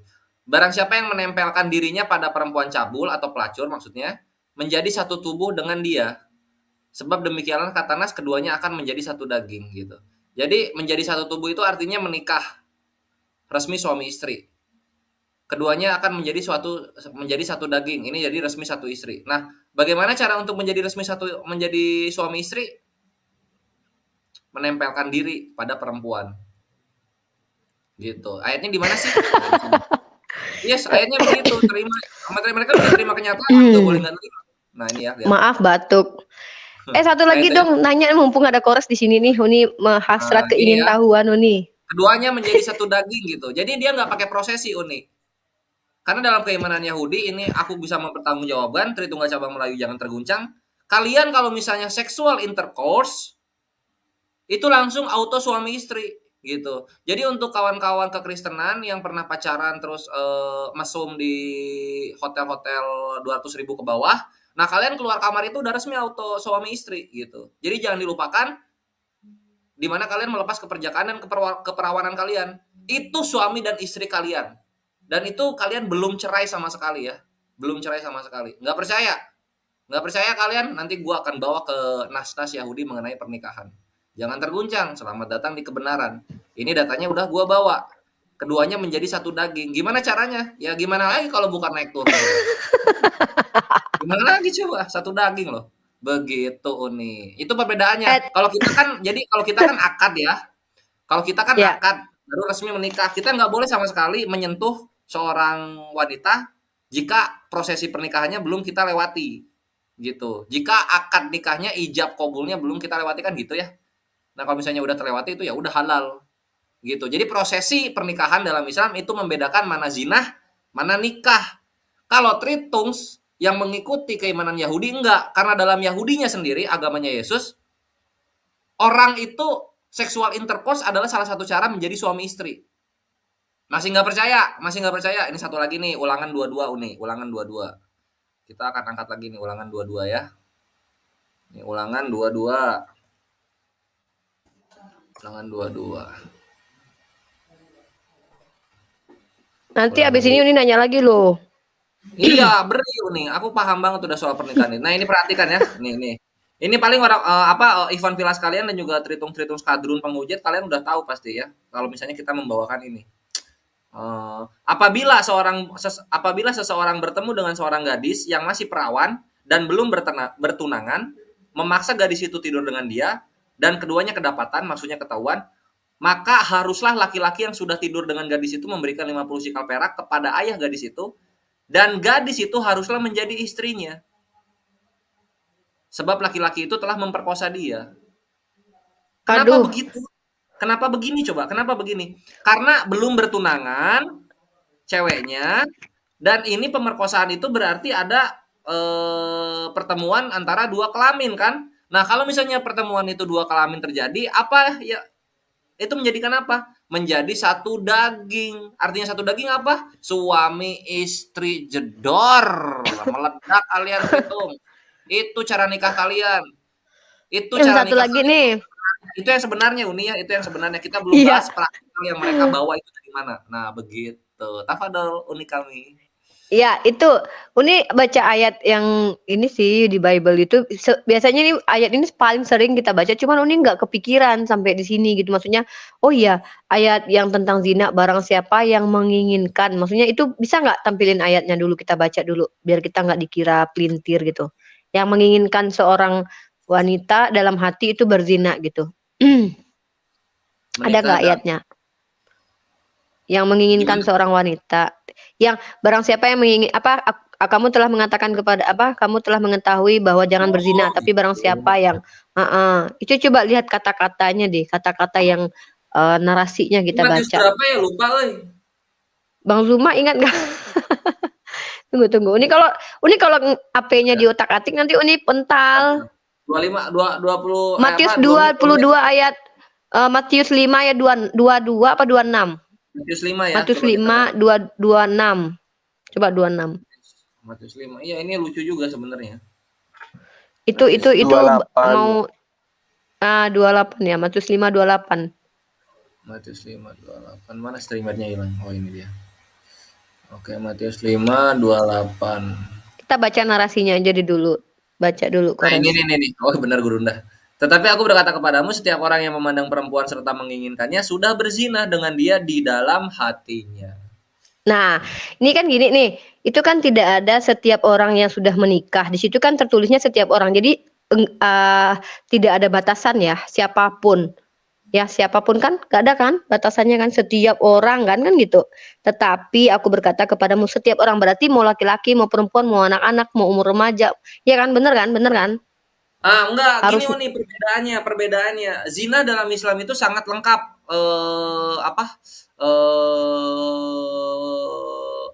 Implementasinya tuh sangat-sangat lengkap gitu. Ada muhsan, ada goiru iya. muhsan. Ya nggak sih? Enggak, kalau di Islam iya. Maksudnya kita kan bicara konteksnya ayatnya teman-teman Kristen ini maksudnya gini loh. Di situ tuh tertulisnya setiap orang. Nah, yang anehnya gini, kata Yesus, setiap orang yang melihat wanita terus menginginkan di dalam hati itu udah jina. Pertanyaan Uni itu ada dua. Yang pertama, berarti gimana orang mau menikah kalau dia tidak menginginkan di dalam hati? Berarti orang-orang yang mau nikah itu nggak boleh ada rasa ingin di dalam hati karena kan sebelum nikah dia udah ada keinginan berarti udah zina dia gitu. Benar nggak sih Oh, gini-gini? Jadi iya, iya. setiap orang yang menginginkan seorang wanita di dalam hatinya berarti dia berzina. Nah, itu yang pacaran-pacaran bule-bule itu kan pada pacaran kan. Mereka kan nggak mungkin nggak ada, semua kan pada pacaran. Nggak mungkin melihat orang nggak melihat calon istrinya nggak menginginkan di dalam hati karena dia menginginkan di dalam hati makanya ingin dinikahi kan.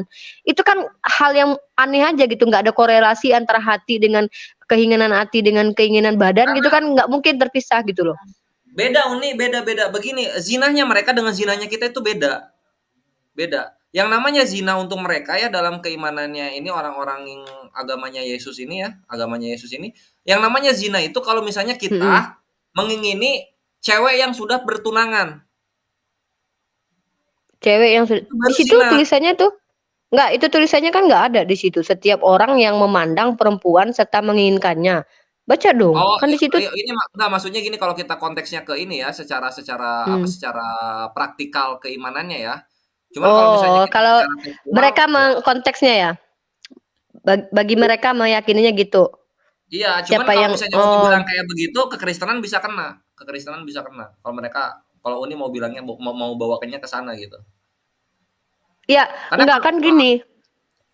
Karena gini, dalilnya ini kan tidak boleh melampaui yang tertulis. Yang tertulisnya kan begitu. Interpretasi sih boleh, tetapi kalau melebihi dari yang tertulis kan itu bukan interpretasi lagi. Karena gini, kata Yesus sendiri kan setiap orang, Yesus yang bilang kan setiap orang, artinya siapapun menginginkan di dalam hati itu udah zina. Nggak ada di situ tuh secara eksplisit suami atau orang yang udah bertunangan, nggak ada kan. Di situ kan setiap orang yang sudah setiap orang. Artinya itu di close sama Yesus bahwa setiap orang, everybody gitu loh. Siapa lu mau laki-laki kayak mau anak kecil, yang penting tuh pacaran di Kristen tuh nggak boleh, itu udah zina gitu loh. Karena nggak mungkin orang nggak pacaran itu nggak ada keinginan di dalam hati. Mohon maaf, itu orang apaan gitu kan, namanya manusia gitu. Nah, kemudian pertanyaan Uni yang selanjutnya, berarti kan mereka itu sebelum menikah tuh nggak boleh menginginkan dulu di dalam hati. Kalau menurut dalil ini, tapi nggak tahu seperti Kores bilang konteksnya mereka akan mengatakan, oh ini kan konteksnya bagi yang sudah menikah atau yang konteksnya menginginkan istri orang kan gitu. Tapi secara dalilnya kan tertulisnya coba,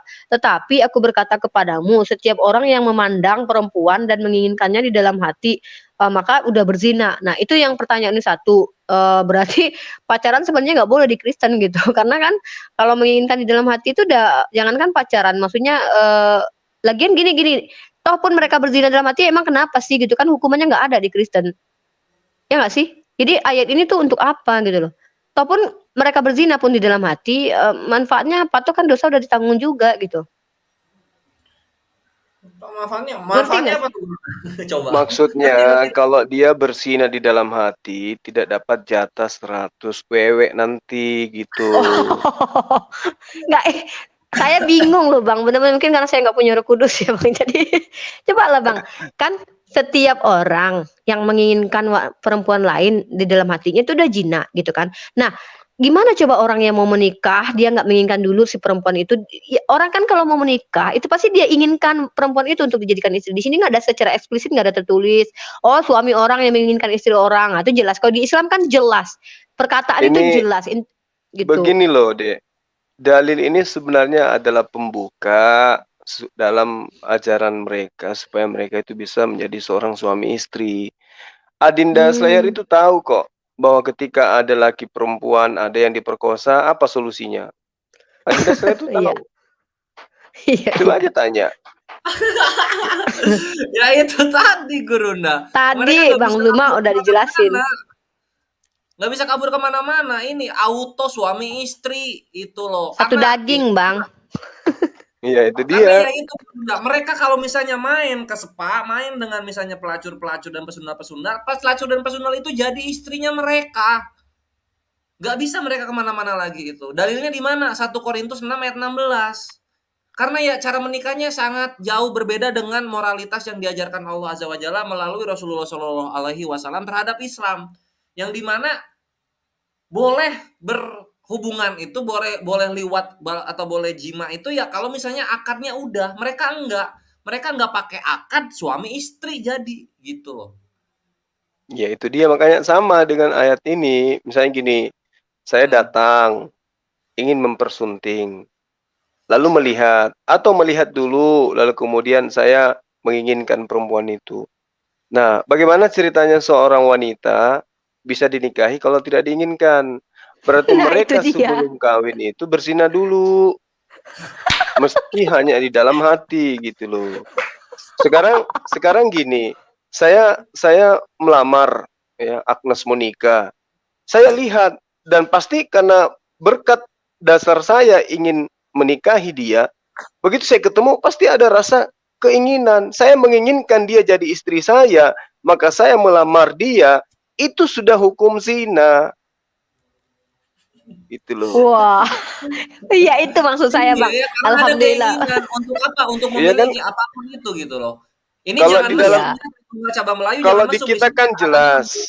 Nah ini ya. La takrabuz zina. Jangan kamu mendekati zina. Mendekati zina tidak ada korelasinya dengan nikah. Kalau ini tidak. Ini siapapun kena. Setiap orang yang memandang perempuan serta menginginkannya, maka dia telah berzina di dalam hatinya. Gimana ceritanya? Saya melamar perempuan, melihat, menginginkan dia. Saya berzina duluan. Mana sih? Nggak lagi gini Bang. Bang Zina kan misalnya Bang Zuma misalkannya udah ngelihat tuh, misalnya ngelihat Agnes pengen ngelamar, tiba-tiba kan udah otomatis sudah kepengen terus artinya udah ingin dijadikan istri itu udah dosa ya, udah zina. Sekarang pertanyaan keduanya itu, apa gunanya ayat ini? Toh Bang Zuma mau zina apa enggak emang apa akibatnya gitu loh. Kalau sebagainya Bang Zuma ini Kristen gitu. Jadi mau zina kek, mau enggak kek itu manfaatnya apa gitu kan? Eh yang pertama kan kalau udah jadi Kristen kan dosa udah ditanggung, ya kan? Lah apa gunanya gitu Bang? Jadi zina ini Iya. emang kenapa zina ini apa? Emang zina ini dosa di agama mereka gitu. Emang zina kalau kita kan jelas zina ini perbuatan yang menjijikan dan berdosa dan dosanya sangat besar termasuk salah satu dosa besar dan hukumnya sangat mengerikan. Bahkan kalau seandainya itu dilakukan oleh orang-orang yang belum menikah itu dicambuk 100 kali. Itu hukuman yang padan untuk mereka pelaku zina dan padanannya lagi hukuman zina bagi mereka suami istri itu dirajam sampai mati. Dan itu pun diperintahkan oleh Musa kepada Bani Israel. Nah, sekarang pertanyaan saya yang kedua setelah tadi Bang Zuma alhamdulillah ngerti maksud pertanyaan saya, ya apa apa gunanya ayat ini gitu? Mau mereka menginginkan di hati kek, mau enggak kek, bahkan mohon maaf ya mereka ketemu di hotel juga. Lah terus kenapa, Bang? Apa manfaatnya gitu loh, Bang? Zina nggak zina emang kenapa? Mereka berubah apa? Mereka emang masuk neraka kan enggak, Bang, gitu loh. Jadi gunanya Sebe ayat ini untuk apa? Sebenarnya gini loh, Dek, memang kan kemarin itu sering saya katakan bahwa pengajaran mereka ini senantiasa selalu mempuji ke dalam ajaran Yesus, kan gitu. Padahal mereka ini sebenarnya bukan dari sana. Kalau kita melihat dari terjemahan lama, terjemahan 1954, ya, di situ diterangkan dengan valid. Aku berkata kepadamu bahwa tiap-tiap orang yang memandang seorang perempuan serta bergerak syahwatnya, maka sudahlah ia berzina dengan dia di dalam hatinya. Ini sebenarnya lebih sopan, lebih kena, tapi direvisi dalilnya kemudian menjadi yang menginginkan. Nah, ini bahaya gitu loh. Tujuannya apa coba? Apa tujuannya mengatakan bahwa setiap orang yang memandang perempuan serta menginginkannya sudah berzina dengan dia di dalam hatinya? Tujuannya pasti supaya apa?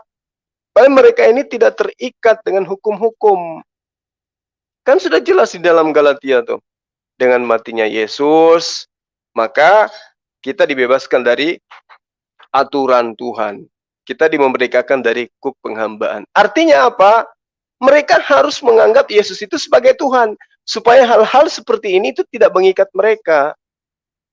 Setiap orang yang memandang perempuan serta menginginkannya sudah berzina dengan dia di dalam hatinya. Nah, ini celakanya kemudian adalah karena mereka sudah memandang, mereka melihat, maka daripada cuma dalam hati mending kita lakukan aja terusnya. Makanya tidak heran kalau penyakit AIDS itu munculnya dari mana? Awalnya dari mana? Negara terbesar penyumbang AIDS itu sekarang di mana asalnya? Itu apa akibat dari apa? Karena tidak adanya syariat. Memandang perempuan dan menginginkannya itu sudah berzina. Lah, gimana ceritanya? Masa ada orang memandang makanan itu sudah dikatakan kenyang? Kan tidak kan? Sebelum dia makan. Nah, daripada dia anggap sudah kenyang padahal tidak kenyang, ya mending makan sekalian. Nah, samalah prinsip itu. Dan itulah makanya saya katakan bahwa menggiring mereka memahami bahwa Tuhan mereka mati di tiang salib untuk membebaskan orang-orang ini dari syariat-syariat seperti ini. Begitu. Makanya saya katakan di awal, si Lous ini tidak paham. Dia ini kegeeran. Yang dijanjikan Yesus 100 istri itu bukan Anda. Yang dijanjikan adalah pengikutnya. Siapa pengikutnya? Orang-orang yang taat terhadap hukum Taurat. Sementara Anda adalah penikmat hidup di atas hukum-hukum yang sudah dihapuskan. Itu yang perlu mereka pahami dengan baik. Jadi kalau tidak puas, dijanjikan 72 pelayan, ya, bidadari, ya pindahlah ke ajaran Yesus itu 100 pelayan dia, 100 istri malah. Lebih seru di situ. Saya kira gitu, Dek. Silakan. Masih ada video dia nggak? Sambungannya masih ada nggak? Cuma 2 itu aja, sisanya apa ya, bolak-balik berulang-ulang gitu, ngatain sesuatu yang apa ya, sesuatu yang ya agak menyedihkan gitu. Nah, Iya, ini itu juga dia kita udah mak. kedatangan tamu nih. Ya, Ya, silakan. Akhi Nurul. Assalamualaikum warahmatullahi wabarakatuh. Waalaikumsalam warahmatullahi wabarakatuh. Nah, gimana nih tanggapannya Akhina mengenai adik kita Louis ini loh, yang mencoba menyembunyikan mati-matian bahwa Yesus menjanjikan 100 istri. Gimana Akhi? Itu Maaf saya nggak denger dari awal, baru masukin. oh gitu. Ya udah Tafadhol nih akhirnya Syah Rahmat aja mungkin. Saya nyimak aja gimana. Siap. Ya, halo, assalamualaikum. Waalaikumsalam warahmatullahi wabarakatuh. Ya, buat Ustadz Zuma, Udi Rifa, yang saya sering nonton, baru dengar suaranya langsung di sini nih. Mungkin sedikit out of context juga, tapi ya masih berkaitan dengan yang tadi diobrolin si pernikahan ya. Nah, ini mungkin tahu kalau kita nanya sama oten-oten kan paling mereka ngelesana kesana kemari ya. Untuk pernikahan sesama sejenis nih, kalau di Indonesia kan emang nggak ada, kita taunya emang di luar ya. Nah, itu kebanyakan kan di gereja. Nah, landasan gereja itu bisa menyelenggarakan itu apa ya? Landasan Bibelnya gitu, ayat Bibelnya apa Aku ya? dong, aku jawab ya. Tapi feedback deh. Ya, berarti akhir Syah Rahmat. Loudspeakernya dimatiin dulu sama di-mute dulu aja. Oh, sebentar. Udah ya? Oke. Masih. Oke, udah ya. Nah, jadi gini, ini menarik. Jadi aku karena udah sering di mute aja dulu, Akhi Rahmat. Oke. Karena aku udah sering TikTok, jadi kemarin tuh aku nemu sebuah video. Aku udah pernah share video ini di YouTube aku sebelumnya, di mana itu seorang mohon maaf ya, transgender itu membawa dalil di mana David dengan Jonathan ya, dan dia bilang bahwa itu LGBT gitu, antara David dan Jonathan itu saling mencintai gitu. Nauzubillah ya, penuduhan terhadap Nabi Daud ya. Terus satu lagi itu ada di TikTok itu, Kores pernah nggak lihat pastor pakai shawl berpelangi terus memang khusus gereja LGBT itu juga Sering. ramai di TikTok. Sering. Iya, dia kalau nggak salah bawa dalil apa ya, lupa. Yang penting yang paling sering itu Jonathan dengan David itu pembolehan LGBT bagi mereka. Dan itu sih Bang Rahmat tadi minta Bang Rasya Rahmat tadi kan minta dalilnya. Kalau nggak salah itu Kores ayat berapa ya, tentang Samuel apa itu, tentang David dan Jonathan. Itu ada. Yes. Coba nanti. Yes, itu memang salah satu dalil penguat para ini ya, karena di sana saling berciuman jadi Daud sama Yonatan ini. Bentar itu Iya. aku mesti agak nyari dulu dikit. Tafadhol nih dilanjut. Nanti kalau ada tanya. Ya, nah jadi di situ mohon maaf ya, si LGBT ini mengatakan bahwa Tuhan itu membolehkan karena katanya sambil ngomong gitu loh mereka. Katanya David dan Jonathan aja saling ini katanya gitu. Jadi aku cari kan dalil itu, ku baca dan wah ternyata konteksnya memang ya kalau orang salah pemahaman, tapi kalau kita otomatis kita kan nggak mungkin, itu kan Nabi Daud kan. Kalau yang aku baca sih memang kan setiap laki-laki muslim ini kan memang kalau ketemu kan saling mengasihi, bukan berarti mohon maaf ya kissing yang gimana gitu ya, syahwat gitu. Tapi mereka interpretasikannya itu dengan hal itu. Nah, makanya berarti setiap dalil itu bebas mau ditafsir seperti apa, dan pada akhirnya ada yang tersesat lah, ada yang ya gimana. Ya mereka kan punya ini masing-masing, punya interpretasi masing-masing tentang dalil-dalil mereka. Bahkan ada yang bilang gini, nggak ada ceritanya dibolehkan LGBT di dalam Amsal itu, kalau ada yang LGBT itu dihukum mati. Itu ada dalilnya juga di dalam Amsal. Nah, tapi faktanya mereka yang LGBT ini bawa ayat gitu. Kita pernah dulu tuh di dalam Islam pernah ada seorang praktisi LGBT kalau nggak salah tuh pernah debat gitu ya, bawa surat An-Nur yang dia sendiri tuh udah lepas dari tafsiran itu, mau tafsir sendiri. Ini berbahayanya tafsir sendiri ini loh. Tafsir sendiri terus pakai terjemahan lagi. Jadi bisa kemana-mana gitu. Bahaya beneran. Nauzubillah lah. Ya mungkin itu sih Bang Rahmat, ada nanti si Kores kasih dalilnya itu kalau bisa. Ya, Ya. oke. Tunggu, cuman ini aja sih saya ngerasa kayaknya mereka ini udah aneh-aneh banget tuh. Soalnya sebelumnya juga saya pernah, ya termasuk salah satunya itu nikah sama boneka lah.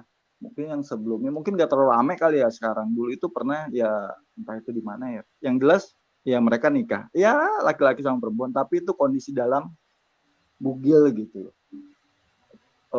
Iya ada yang baru lagi loh. Modelnya kayak begitu nih. Makanya kok mereka ini aneh-aneh ya. Tapi emang kalau di Indonesia nggak ada. Pastinya kan menyalahi aturan negara kita juga ya. Tapi kalau di luar itu kayak wow, terbuka banget. Kok mereka modelnya kayak begini gitu loh. Itu aja mungkin. Iya bener-bener. Kemarin feedback di speaker ya Bang ya. Oke, jadi gini, ada kemarin itu baru-baru ini info juga aku lihat di media sosial tuh Kores. Jadi pasangan suami istri itu saling jatuh cinta, suami sama suami, istri sama istri itu jatuh cinta. Jadi mereka tuh berempat tuh saling ini gonta-ganti pasangan gitu. Misalnya gini, si cowok itu bisa tidur bareng sama suami dari temennya gitu loh. Ngerti nggak? Jadi dia bisa apa sih istilahnya?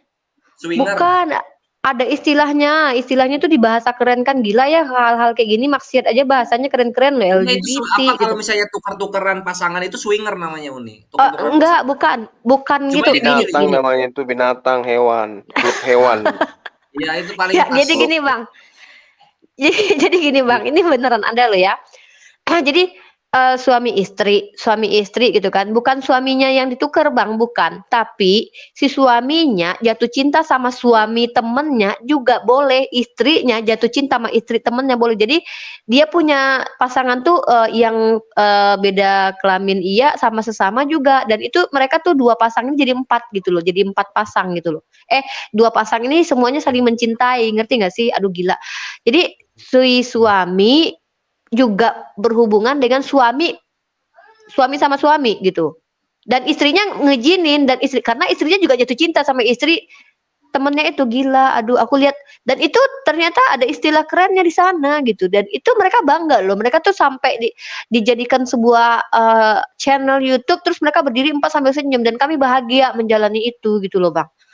Ya Allah, aku sampai astagfirullahaladzim, gila.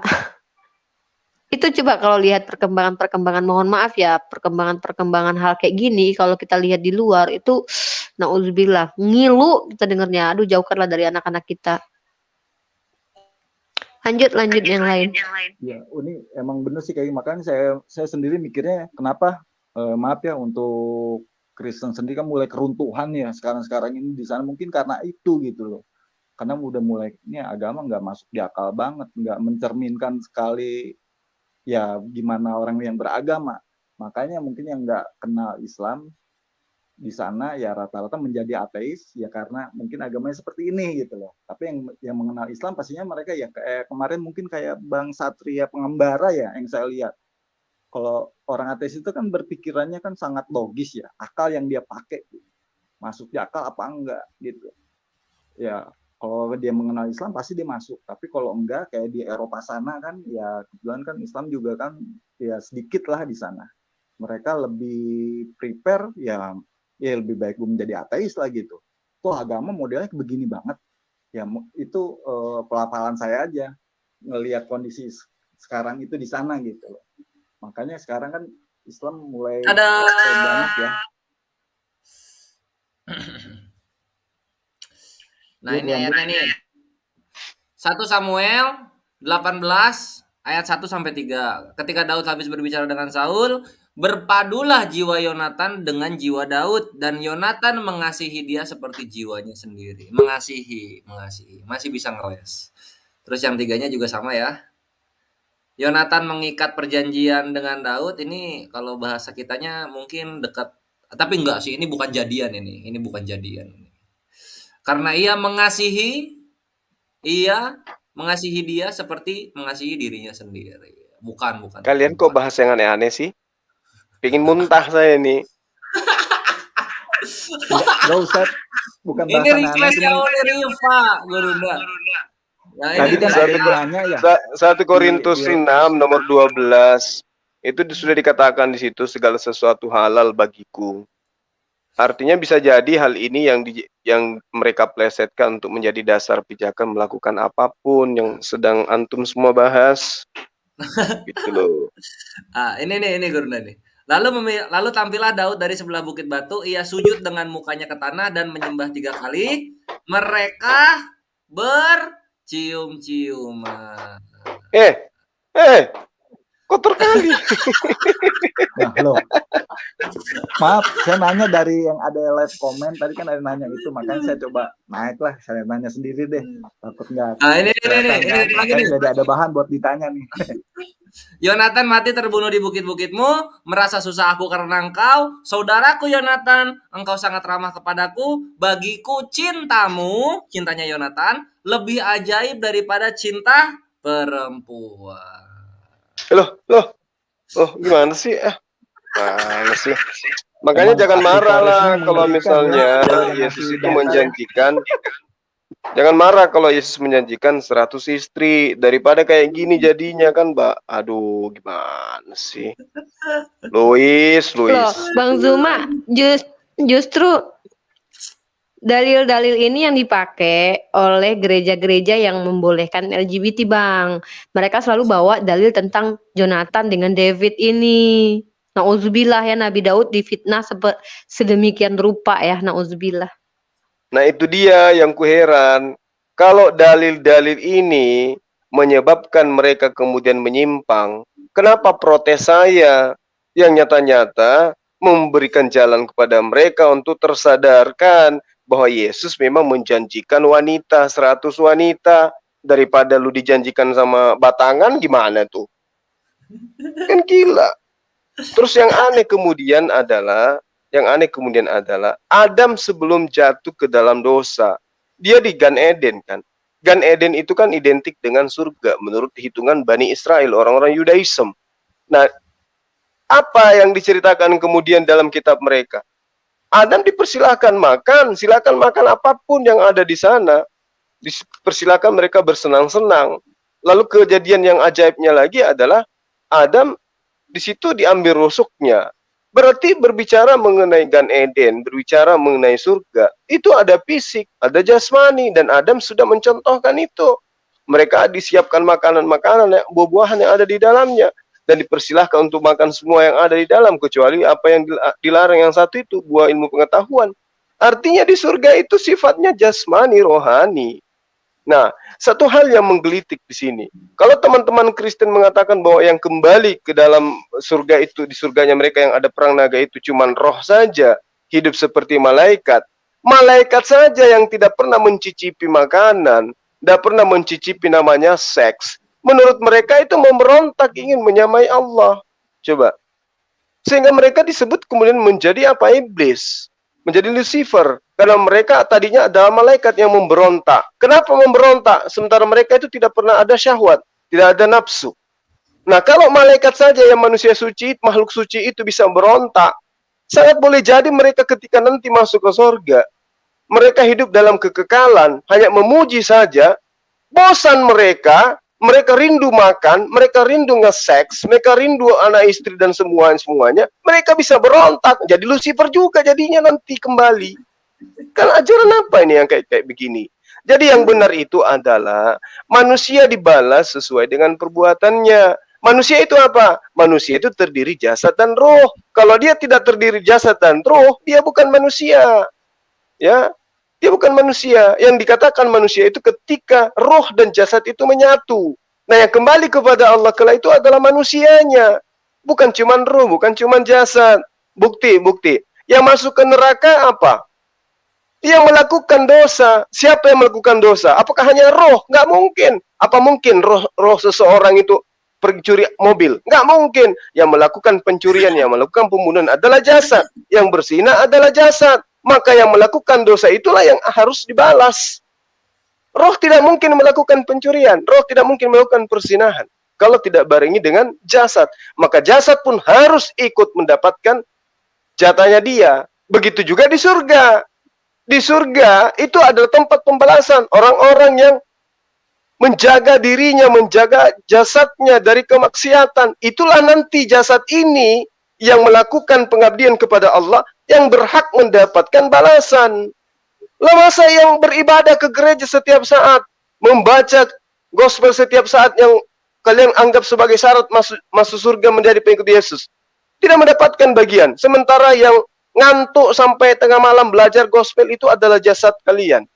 Yang berjalan sampai ke gereja itu adalah jasad kalian, bukan roh kalian. Masa giliran nikmatin surga, jasad ditinggal, rohmu aja yang ke atas, enak aja. Emang bisa Anda ke gereja tidak ikut rohnya sekarang, tidak ikut jasadnya? Bisa? Tidak, itu mimpi itu namanya. Jadi Anda tidak akan datang ke gereja hanya dengan roh yang berangkat. Jasad Anda juga ikut ke gereja.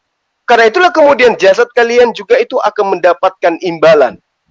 Jadi jangan pernah mengatakan bahwa roh saja yang ke surga. Tidak. Jasad ini akan dibangkitkan oleh Allah. Di dalam surah Yasin dikatakan, tidak ada kemudian ketika orang-orang protes, bagaimana mungkin tulang belulang yang sudah hancur kayak begini akan kembali utuh, kata Allah. Ya Allah menerangkan, jangankan tulang belulang, sesuatu yang tidak ada, Allah bisa adakan. Apalagi sudah ada tulangnya, sudah ada kerangkanya. Tinggal dikatakan, kun, bangkit, bangkit. Jasad yang bangkit. Kalau roh tidak ada itu roh bangkit. Ya. Kalau ada yang mengatakan roh itu bangkit, nenekmu kiper, tidak ada itu roh bangkit. Yang bangkit itu adalah jasad. Makanya dikatakan jasad itu bangkit dari kematian. Bukan roh yang bangkit, tetapi jasad dan roh yang dikatakan bangkit dari kematian. Kalau roh itu tidak pernah tidur, roh itu tidak pernah mati. Jangan dikira Anda mati hari ini, roh Anda mati. Tidak, roh tetap merasakan kehidupan. Cuman pindah alam.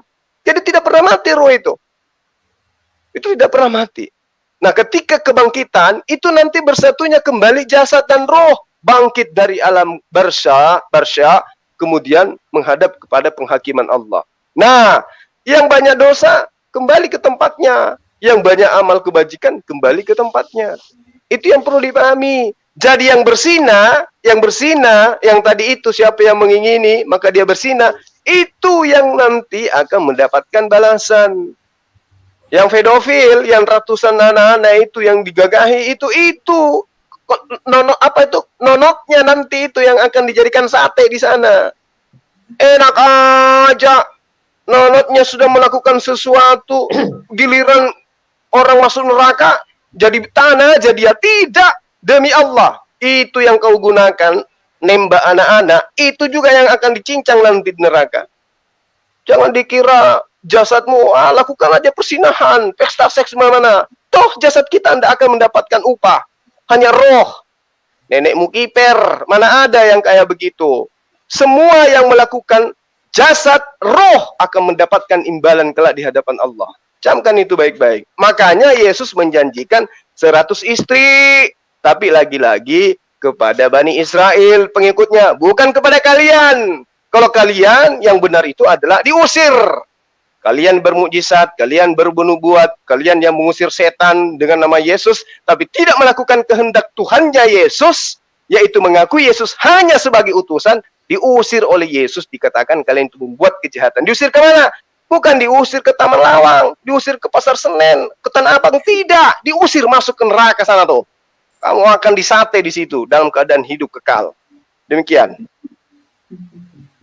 Masya Allah. Itu ya. Ini adalah bentuk kami mengasihi kalian begitu loh. Kami tidak membenci orangnya, tapi kami membenci perbuatannya gitu loh. Jadi tolonglah didengarkan apa yang gurunda kami sampaikan dan data-data yang kami ucapkan, dan juga tausiah-tausiah yang Muslim berikan kepada kalian. Wahai Tritung Skadrun Penghujat, semua akan berbalik lagi pada kalian. Dan kami dengan penuh kasih menantikan selalu kalian untuk kembali ke jalan Allah Azza wa Jalla gitu. Karena sesungguhnya semua manusia yang lahir itu terlahir muslim, berserah diri. Tinggal kaliannya mau tetap ngelunjak atau kembali gitu. Ini kita juga sudah kedatangan tamu nih, Akhi Andi Rayu. Assalamualaikum Akhina. Waalaikumsalam warahmatullahi wabarakatuh. Iya, tafadhol tanggapannya langsung Akhi Andi, gimana ini kok 100 istri Kalau saya disembunyiin terus tanggapan saya sih Iya betul, mereka akan dikasih itu apa namanya, bidadari, tapi bidadarinya itu yang murtad-murtad goblok semua yang akan diberikan, tapi di neraka. Gitu aja, lanjut. Sederhananya gini loh, Pak Andi. Mereka itu akan diberi pesundal-pesundal. Pesundal kan tempatnya di neraka. Nah, yang mereka katakan pesundal lebih duluan masuk ke surga, sebenarnya itu ke neraka. Pesundal itu, pelacur itu tempatnya ke neraka. Mereka plesetkan ke surga. Sama ketika mereka menuliskan bahwa Yesus itu terangkat ke surga, yang ada adalah Yesus terangkat ke langit. Tapi mereka ini suka plesetin buat nyenangin hati mereka gitu loh. Asalkan senang aja, mau benar, mau salah, terserah, yang penting senang. Sama seperti si Louis ini. Ya, makanya udah berapa kali saya tantang dia, jangan menolak. Monolog itu kerjaan bayi.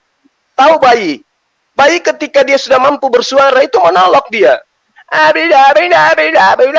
Ditanyai sama ibunya enggak respon. Ditanyai sama bapaknya enggak respon. Monolog aja sendiri. Lah itu Louis, kamu bayi.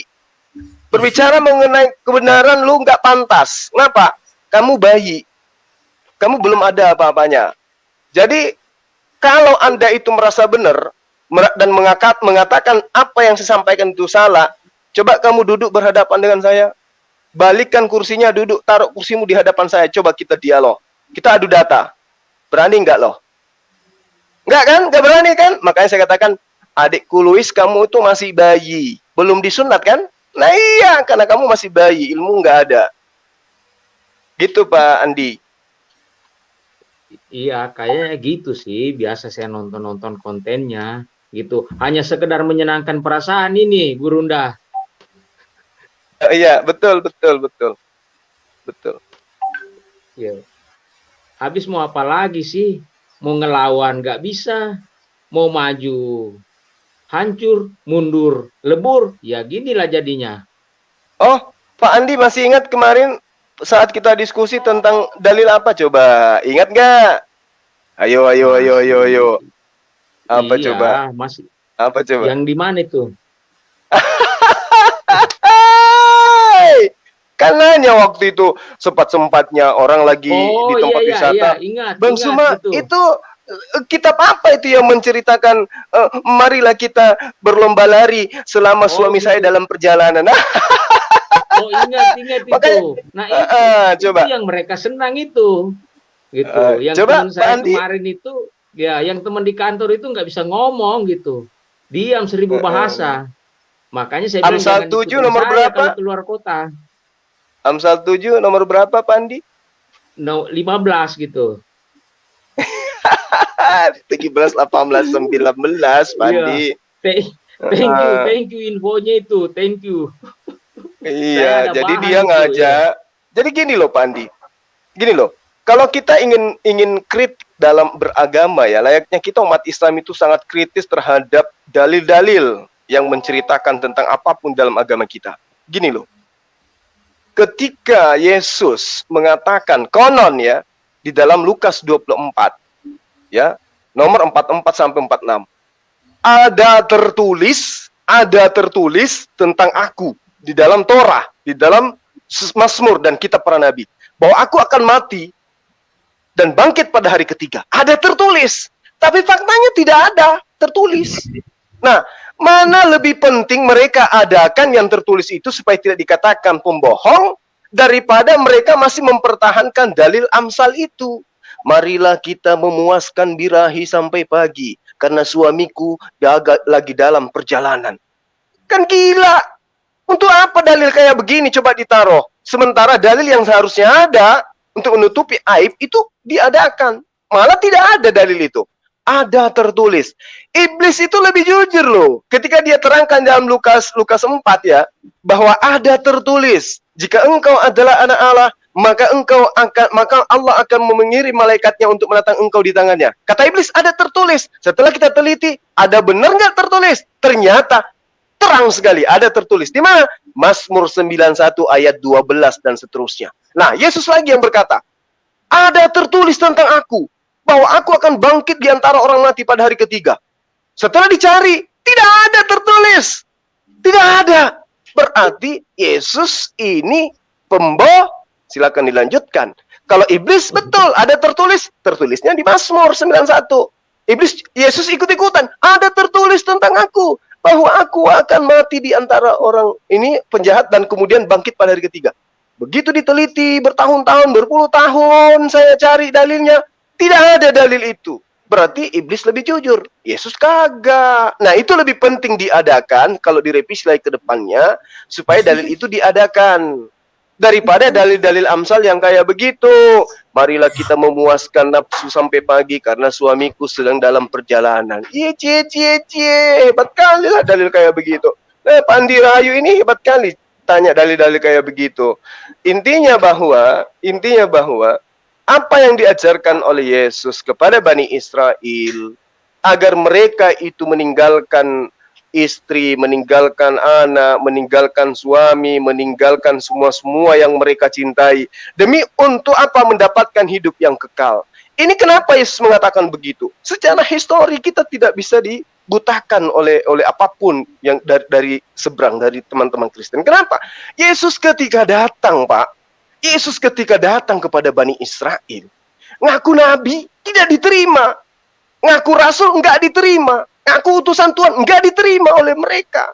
Tidak diterima oleh mereka. Sementara Yesus menerangkan, kalau kamu menerima aku, ya, maka kau akan mendapatkan hidup yang kekal. Terima sebagai apa? Sebagai nabi. Karena itulah kemudian dikatakan, kalau kau cinta kepada Allah, kalau kamu percaya kepada aku, maka kamu akan lebih memilih aku. Tidak bisa menjadi pengikutku kalau kau tidak membenci orang-orang yang mengajarkan untuk menolak aku sebagai utusan Tuhan. Siapa mereka? Orang-orang terdekatmu, istrimu, anakmu, semua yang kamu punya, orang-orang terdekatmu, mereka semua membenci aku, tidak mau aku itu menjadi utusan Tuhan kepada Bani Israel. Karena yang mereka tunggu Mesias yang hebat seperti Salomo, seperti Daud, seperti Kores, seperti Henok, seperti Elia, seperti Musa dan seterusnya. Sementara aku tidak bisa berbuat apa-apa dari diriku. Apa yang kulakukan? Ya hanya sekedar mujizat dari Tuhanku. Ditolak oleh mereka. Maka Yesus mengatakan, kalau kamu tidak membenci istrimu, tidak membenci ini, kamu tidak dapat menjadi muridku. Dan kalau kamu menjadi muridku dengan mengorbankan yang kamu cinta, istrimu, anakmu, suamimu, maka aku akan memberikan 100 kali lipat dari semua itu. Itu maksudnya. Tapi ruang lingkup pengajaran Yesus hanya kepada Bani Israel, tidak kepada yang lain, kepada Bani Israel saja. Jadi murid-murid Yesus yang dijanjikan keselamatan oleh Yesus, dia akan mendapatkan 100 kali lipat dari apa yang mereka korbankan. Mereka meninggalkan istri, akan mendapatkan 100 istri. Mereka meninggalkan ibu, mereka akan mendapatkan wanita yang sama kedudukannya seperti ibunya dalam surga dengan 100 ibu. Hebat kan Yesus itu? Cuman sekarang masalahnya adalah kita lebih menguasai kitab mereka daripada mereka sendiri. Ini buktinya. Si Los ini saya katakan bayi yang bisanya hanya menolak. Tapi mudah-mudahan dengan adanya konten ini, si Luis punya malu sehingga dia mengatakan, baiklah Zuma, saya akan menjawab tantanganmu. Mari kita berdebat. Nah, itu baru hebat. Saya kira begitu kawan-kawan. Aduh, abis adek Luis, sudah abis adek Luis, sudah nggak bisa kemana-mana gitu. Semua langkahmu selanjutnya untuk mengelak dari data-data bahkan sampai ke pernikahan kami bawa kenyataan yang sesungguhnya itu bagaimana. Adek Luis mau kabur kemana lagi? Tritunggal kadrun mau kemana lagi kalian kabur? Udah nggak bisa kabur, itu 100 istri itu tertulis. Paling kalian larinya mau ke tafsir kan, itu maksudnya bukan begitu. Loh, yang ngomong siapa kok? Yang punya maksud kalian. Kok bisa begitu? Udahlah, nggak usah gegabah, itu tertulis kok. Jadi kalau misalnya kalian coba-coba bawa lagi 72 bidadari, akan kami sodorkan 100 istri. Begitu. Dan bahkan itu satu ayat Matius 19 ayat 29. Kok ayat? Afwan Gurunda dan Ikhwan Fillah sekalian. Bahkan Matius 19 nomor 29. Iya. Pintar. Nomor 29 itu ya, nomor. Ikhwan Fillah nomor loh, bukan ayat. Ayat itu Al-Qur'an. Nomor 29 ini di sana selain menawarkan 100 istri, menawarkan juga sebuah apa? Perceraian. Gitu. Jadi adalah sebuah takia Korintus kalau misalnya mereka mencoba bilang Yesus melarang perceraian. Nggak ada. Yang larang-larang itu orang-orang yang ya inilah mengikuti Saul Tarsus sebagai bapaknya gitu. Jadi ya selamat datang di kebenaran, ayatnya ada, kalian mau takia Korintus silahkan, kami akan bawa terus 100 istri. Jadi gitu aja sih Gurunda, udah habis juga mereka ini. Tafadol, mungkin kita closing statement ya, Gurunda ya. Udah, aduh. Iya, udah Lalu silakan boleh deh. saya nanya sekali lagi? Iya, Mungkin Tafadol, saya akhir mau tanya. Indonesia. Iya, buat Ustadz Juma, ini sebenarnya Ya. pertanyaan orang awam apa yang terjadi sekarang kali ya. Saya kan sering lihat juga ya ada Yizak, terus kemarin saya Pak Len, ya kan, ya mereka kan cukup gencar lah ya buat ini para misionaris lah. Nah, karena kan berhubungan dengan kitabnya mereka yang kalau menurut versinya orang Yahudi kan mereka mencuri lah ya, menduplikat, mencuri lah segala macam. Tapi kenapa kok para Oten ini ya malah ya mereka kan menyerang tapi ngebalik lagi kepada Islam lagi yang diserang, kepada Islam lagi itu kok bisa kayak begitu gitu, mereka tuh kenapa gitu, sedangkan di kita sendiri nggak ada ngeklaim biblosnya mereka kan kita enggak ya gitu. Itu aja sih, itu aja yang saya cukup pertanyakan, kok mereka kok kayak begini banget gitu ke Islam gitu, dan itu nggak cuma di Indonesia ya, tapi di luar seperti itu juga kan gitu. Itu aja Ustadz. Jadi gini, terima kasih atas pertanyaannya. Jadi gini, sederhana sih sebenarnya untuk menjawab ini. Segala sesuatunya tuh gini loh. Saya kasih analogi. Sebuah pohon yang berbuah, di mana buahnya itu tidak baik, tidak manis, tidak harum. Kira-kira minat gak orang melempar buahnya? Ya enggak sih. Enggak. Nah, kalau sebuah pohon berbuah mangga misalnya, manis dan seterusnya, apalagi sedang ranyum-ranyumnya, kira-kira ada nggak yang niat untuk melempar dan mengambilnya? Tentu ada kan? Nah, itulah Islam. Islam itu gitu. Coba kita lihat. Bagaimana kemudian umat Islam dengan kitabnya memuliakan sembahan mereka. Kita bandingkan. Bagaimana Al-Quran mengangkat derajat Yesus yang kita sebut dengan Nabi Isa alaihissalam. Bahkan kalau kita melihat, kita teliti dengan lebih dalam, nama Isa yang adalah Yesus itu sendiri, itu lebih banyak disebutkan di Al-Quran daripada Rasulullah Muhammad SAW. Jadi Al-Quran itu sangat memuliakan yang mereka tuhankan. Disebutkan sebagai orang yang apa? Terkemuka di dunia, di akhirat. Dikatakan bahwa dia adalah orang yang baik, dia adalah orang suci, dia adalah penerima firman, dia adalah nabi, dia adalah rasul. Dan tidak sah keimanan seorang Islam kalau tidak mengimani Nabi Isa alaihissalam yang mereka sebut dengan sebutan Yesus, tidak dan bukan sebagai utusan Allah kepada Bani Israel. Tidak sah imannya seorang. Begitu mulianya Islam itu terhadap Tuhan mereka. Sebaliknya, kenapa kemudian orang Bani Israel itu bisa-bisanya menafsirkan pemahaman mereka dengan mengangkat sebuah kitab berupa Talmud? Apa yang diceritakan Talmud tentang Yesus? Bagaimana Yesus anak Maria disebut sebagai orang yang akan dipanggang di atas tinja mendidih di neraka. Dan pengikut-pengikut Yesus di situ sangat sadis, dikatakan mereka ini tidak dianggap manusia. Mereka disebut sebagai apa, Adinda Kores? Disebut sebagai anjing kan di sana. Yes, orang-orang Kunarion. Iya, luar biasa mereka menghujat Yesus yang mereka tuhankan. Tapi apa faktanya kemudian yang kita lihat? Orang ini ketika diserang Yahudi, bukan balik menyerang Yahudi, tapi balik menyerang Islam. Sementara kita tidak menyerang mereka. Kita hanya memberi peringatan. Yesus itu adalah nabi, dia adalah rasul. Bagaimana orang Yahudi? Apakah ada orang Yahudi yang ingin menyadarkan mereka, wahai orang-orang Kristen, Yeshua HaMasyiah yang kalian sembah itu adalah nabi, dia adalah rasul yang diutus kepada kami Bani Israel? Ada? Tidak. Jangankan untuk diberikan ruang, ya, untuk dikasih kesempatan untuk mengakui bahwa Yesus itu pernah ada di tengah-tengah mereka, saya kagak. Tapi kenapa pertanyaannya? Tapi kenapa mereka menyerangnya ke Islam? Satu, buat apa menyerang sesama buah yang busuk? Percuma. Diserang itu, yang dilempar itu adalah buah yang manis. Itu fakta, itu fakta. Kedua, Allah sedang menerangkan summum bukmun umyum fahum la yarji'un. Mereka buta. Dan kitab Bani Israel juga mengatakan seperti itu. Siapa yang memberkati engkau Abraham, aku akan berkati. Siapa yang mengutuk engkau Abraham, aku akan mengutuk mereka. Sekarang kita lihat, siapa yang mengutuk Abraham?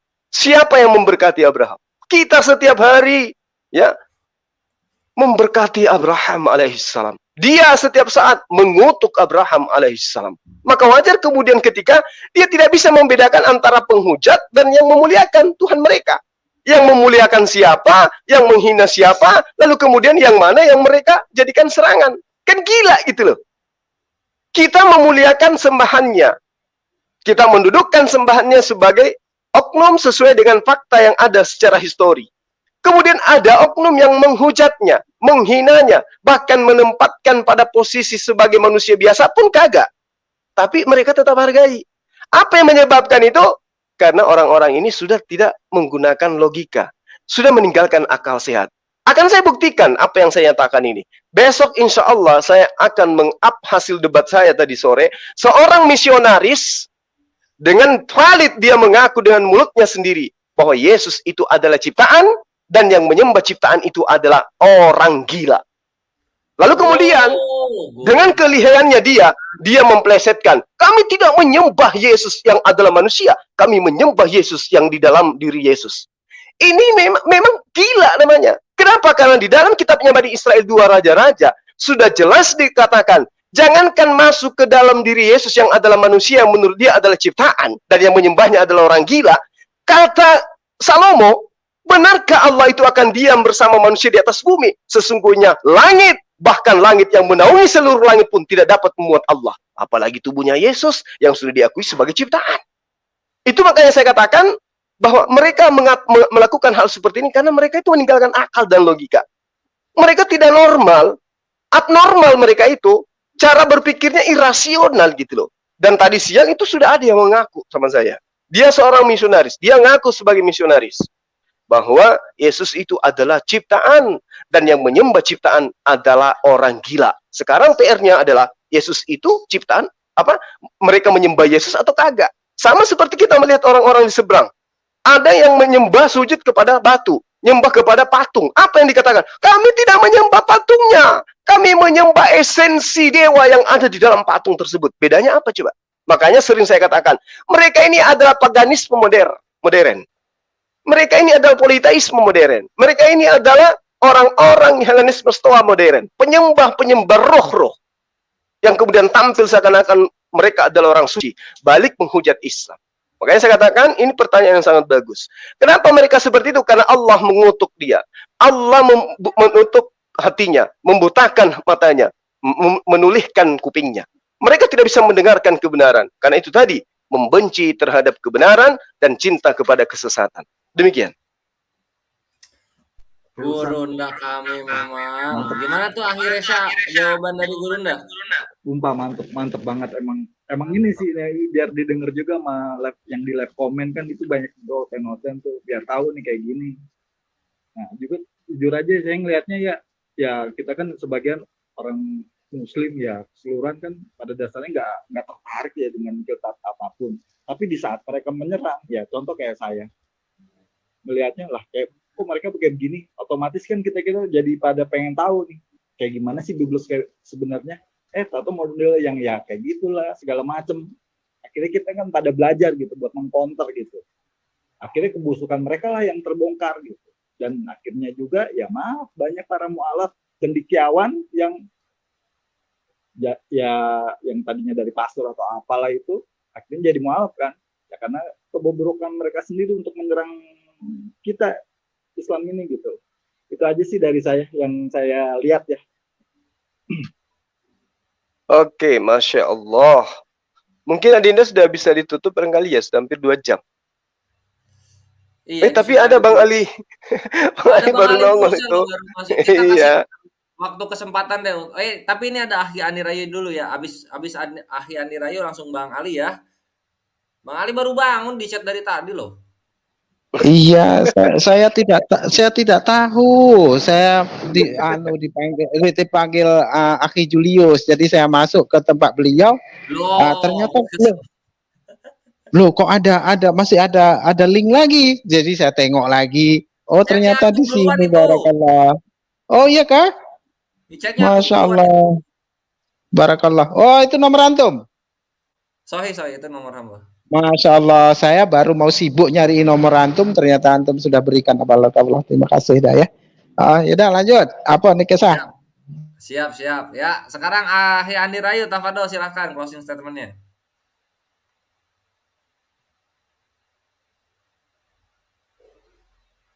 Cek. Mungkin Cek. udah ini dia beliau. Mute-nya mungkin. Halo. Cakep, lanjut. Silakan dilanjut aja. Saya hanya mau minta nomornya ini, Bang Ali Musa dengan Mas Trejan Slayer ini kalau bisa. Habis saya fans juga sih. Habis saya fans ini dengan Bang Ali nih, dengan Translayer ini. Kayaknya mudah-mudahan ke Makassar dia bisa jumpa-jumpa ini. Oke, dilanjut silakan. Barakallah. Sudah akan ke sana kami berdua loh. Iya. Sekejap lagi nanti insya Allah kami ke sana. Saya masih ngejar vaksin nih, mudah-mudahan ada. Kalaupun tak ada yang gratisan ya ke rumah sakit. Cuman ini cari yang pemula, vaksin pemula agak sulit. Jadi entah nanti insya Allah mudah-mudahan dapat, dan kita akan beramai-ramai insya Allah berkunjung ke kediaman Ustadz Zuma, dan nanti sana kita dapat Tini Wingki ya, lalapu berpelukan, itu teletabis. Masya Allah, itu yang saya bayangkan. Oke, monggo. Siap. Ya udah tuh kalau gitu ini ya. Bang Ali, tafadhol, sekarang waktunya tuh gimana soal topik ini loh. Ini loh, mereka ini sering bawa-bawa 72 bidadari, sekarang kena operasi tangkap tangan, Yesus menjanjikan 100 istri, mereka megap-megap, mencoba berkelit tapi nggak bisa. Mati-matian menafsirkan tapi nggak boleh. Gimana tuh Bang Ali tuh? Iya, itu saya sudah kalau dahulu saya memang tidak terpikir tentang hal itu ya. Tapi setelah saya mendengar dari uraian Akhi Zuma, Masya Allah, ternyata memang di situ ada yang kelewatan. Masa iya suami istri ditinggalkan lalu langsung ujuk-ujuk langsung ke ladang, kan aneh ya. Katanya di surga itu hidupnya hidup seperti malaikat, memuji-muji, ngapa pula mesti diberi ladang, masa ya di surga nyangkol, kan begitu. Nah jadi memang betul apa yang disampaikan Ustadz Zuma itu ya, dilewatkan, LAI melewatkan dari teks aslinya. Saya pernah nonton video beliau ketika beliau menjabarkan tentang bagaimana Yesus itu menjanjikan 100 istri. Itu bahkan saya langsung merekod ya, dan itu saya upload untuk sebagai tanda pengingat bagi saya ketika nanti saya berdebat. Tentu saya akan mengikuti apa yang pernah beliau sampaikan itu. Jadi saya iya, supaya tidak lupa. Kalau saya simpan videonya ya pasti akan terhapus. Kadang-kadang HP RAM-nya penuh, kan mau tidak mau pasti kita restart. Nah, di situ akan terhapus semua. Maka saya upload videonya dan itu saya ingat-ingat. Jadi memang sangat sangat luar biasa penjabaran dari beliau ini, karena memang ya inilah saya rasa dari sekian banyak para debater muslim ya, sekalipun yang sudah senior sekalipun, saya rasa belum ada yang dapat mengimbangi Ustadz Zuma, terkecuali Ustadz Moko Ginta. Ya, Ustadz Moko Ginta. Nanti kalau di Makassar saya traktir makan coto ya, 5 mangkok ya. Bukan, tapi saya perhatikan sama Ustadz Samsul Arifin, Ustadz Samsul Arifin Ababan. Seandainya Ustadz Moko Ginta ini beliau masih ada, dan Ustadz Samsul ini juga bersedia dapat berkolaborasi antara 3 hamba Allah ini, Masya Allah. Saya yakin banyak sekali efek untuk memualafkan orang ini. Saya yakin sangat efektif sekali, karena dari segi keilmuan ya tidak kita ragukan lagi, karena memang ya yang menjadi idola saat ini kan Ustadz Zuma ya. Kalau dahulu kan ada Ustadz Samsul Arifin Nababan, Ustadz Mokoginta, beliau ini pernah menjadi idola ya, dan sekarang generasinya Ustadz Zuma, dan semoga saja nanti ada debater-debater lain yang setara ilmunya dengan Ustadz Zuma sebagai penerus. Dan kalau untuk membongkar data ada spesialisnya sendiri seperti Ustadz Layar. Masya Allah, beliau ini kalau sudah cuman antum saya kritik sedikit, boleh? Tafadol. Kritik sayang, bukan kritik tidak ya, kritik sayang. Artinya begini, isu-isu antum jangan berkata jedor gitu, jangan ya. Terus antum buat sekul mungkin dalam berdebat, menguraikan antum tegas tapi cool gitu ya, elegan, dan guraunya dikurangi sedikit, jangan sampai bergurau. Pokoknya antum serius, tegas, data keluarkan, insya Allah dengan hal itu. Kalaupun mereka tidak mualaf ya paling ya kejang-kejang dan kesurupan itu pasti, itulah. Itu saja sih. Oke, monggo. Siap Bang Ali, siap insya Allah. Nah, apalagi nih belum? Oh iya, udah 2 jam. Iya, Ivan Villa kalau mau ada yang naik, mau sambil sekalian memberikan closing statement, tafadol, karena kita juga udah 2 jam ya. Dan alhamdulillah Bang Ali Musa berkesempatan untuk memberikan closing statement dan juga wejangan-wejangan kepada kita semua. Begitu.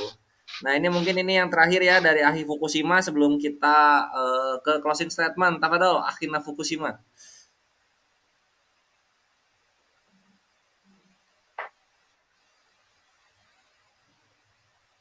Ya, kalau tidak ada, baiklah. Sebelum ke Gurunda nanti penutup ya. Aku akan closing statement dulu. Begini, jadi adik Louis Prasetyo yang kami kasihi dan juga para tritunggal penghujat, sudah lewat masanya. Masanya sudah lewat di mana kalian bisa bertakiaria. Di mana internet masih terbatas zaman itu sehingga kalian bisa menyembunyikan sesuatu yang bau di keimanan kalian. Di mana kalian bisa menyembunyikan sumber-sumber data palsu yang kalian coba hembuskan kepada kami. Sudah lewat masanya. Contoh di mana hadits 72 bidadari ini bukanlah hadits yang menjadi pilar utama begitu. Karena keselamatan Islam itu lebih kepada tauhidnya daripada 72 bidadarinya. Dan tidak semua muslim yang meninggal mendapatkan 72 bidadari. Berbeda dengan kalian yang ternyata dikasih 100 istri. Untuk setiap orang-orang yang berani meninggalkan keluarganya, di dalamnya ada istrinya, demi mengimani Yesus. Begitu loh. Jadi ada perbedaannya ya, ada perbedaannya di sini. Hanya orang-orang segelintir dalam Islam yang mendapatkan 72 bidadari. Tapi kalau kalian semuanya mendapatkan 100 istri, berbahagialah itu 100 istri. Mau kalian dijadiin dekorasi rumah kalian di sorga versi Tritunggal, silahkan. Kami nggak peduli, karena ini adalah bagian dari toleransi. Jadi kami biarkan kalian punya 100 istri. Kalau kalian tidak mau menerima ya silahkan. Itu yang ngasih juga Yesus. Kalau misalnya kalian benci ya silahkan. Bencilah itu apa yang dikatakan Yesus, jangan kepada kami. Karena kami hanya menyampaikan. Kalau terguncang ya itu kembali ke pribadi kalian masing-masing.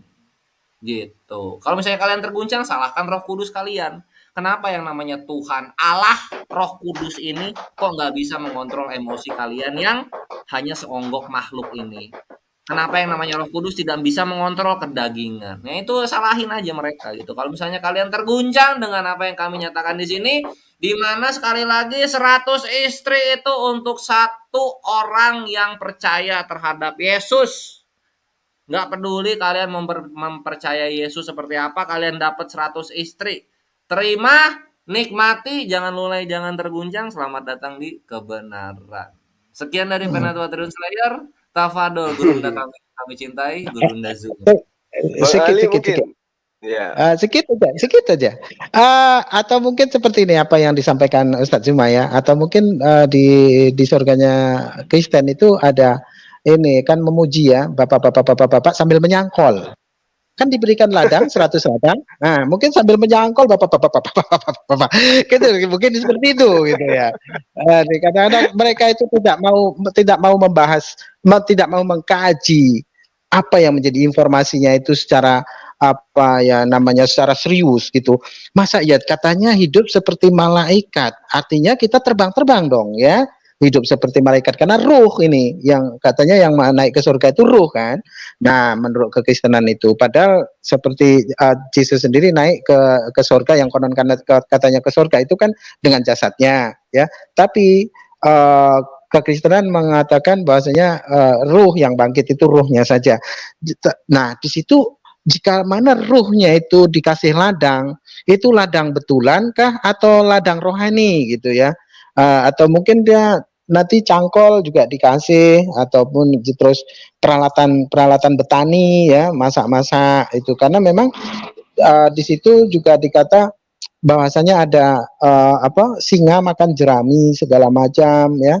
Jadi masa ya rohnya singa itu ruh juga gitu ya. Terus makan jeraminya jerami rohani ya, karena seperti yang Ustadz Zuma sampaikan ketika Yesus itu usai bangkit dari kuburnya yang konon katanya bangkit itu kan meminta sepotong ikan goreng ya. Nah, Ustadz Zuma bertanya apakah yang dimakan Yesus itu ikan goreng rohani kah atau ikan sungguhan gitu. Nah, mereka bingung menjawabnya. Nah, seharusnya mereka tuh berpikir ya. Tapi itulah karena memang ya mungkin menjadi sebuah ketentuan di mana orang-orang yang tidak mau berpikir ini bagiannya memang neraka jahanam. Itu saja sih. Monggo. Subhanallah. Silakan ada lagi yang lain? Habis Gurunda pada udah, kepada Gurunda kami. Oke, baik. Jadi gini, terkhusus kepada saudara saya Luis ya, bahwa ketika Anda hanya ingin menghibur hati yang gundah gulana, karena terbukti kami ketika menerangkan sesuatu itu by data gitu ya. Kami tidak seperti Anda semua menuhankan Yesus, melantik Yesus, tapi tidak ada data di mana Yesus mengajarkan untuk itu. Kalian ibadah hari Minggu, tidak ada data dari Yesus mengajarkan itu. Kalian menyembah 3 Tuhan, tidak ada Yesus mengajarkan itu. Jadi wajar kemudian ketika kamu menyangga apa yang menjadi sebuah dalil yang benar dengan dalih agar kamu itu bisa terhibur. Nah, saran saya buat saudara Lois, bahwa ketika Anda mengatakan Anda tidak dijanjikan 100 istri, memang itu benar. Anda tidak dijanjikan. Dan ketika Anda katakan saya mengatakan Kristen dijanjikan 100 istri, itu juga saya salah. Saya salah di situ. Karena yang ada adalah Yesus menjanjikan 100 istri, 100 kali lipat istri yang ada saat waktu di dunia, ya, kepada pengikutnya. Dan pengikut Yesus itu, mohon maaf, saya tidak pernah mengatakan Kristen itu pengikut Yesus. Tidak pernah. Seumur hidup saya tidak pernah mengatakan. Yang saya katakan kalian itu adalah pentuhan Yesus. Ya, Anda pentuhan, bukan pengikut.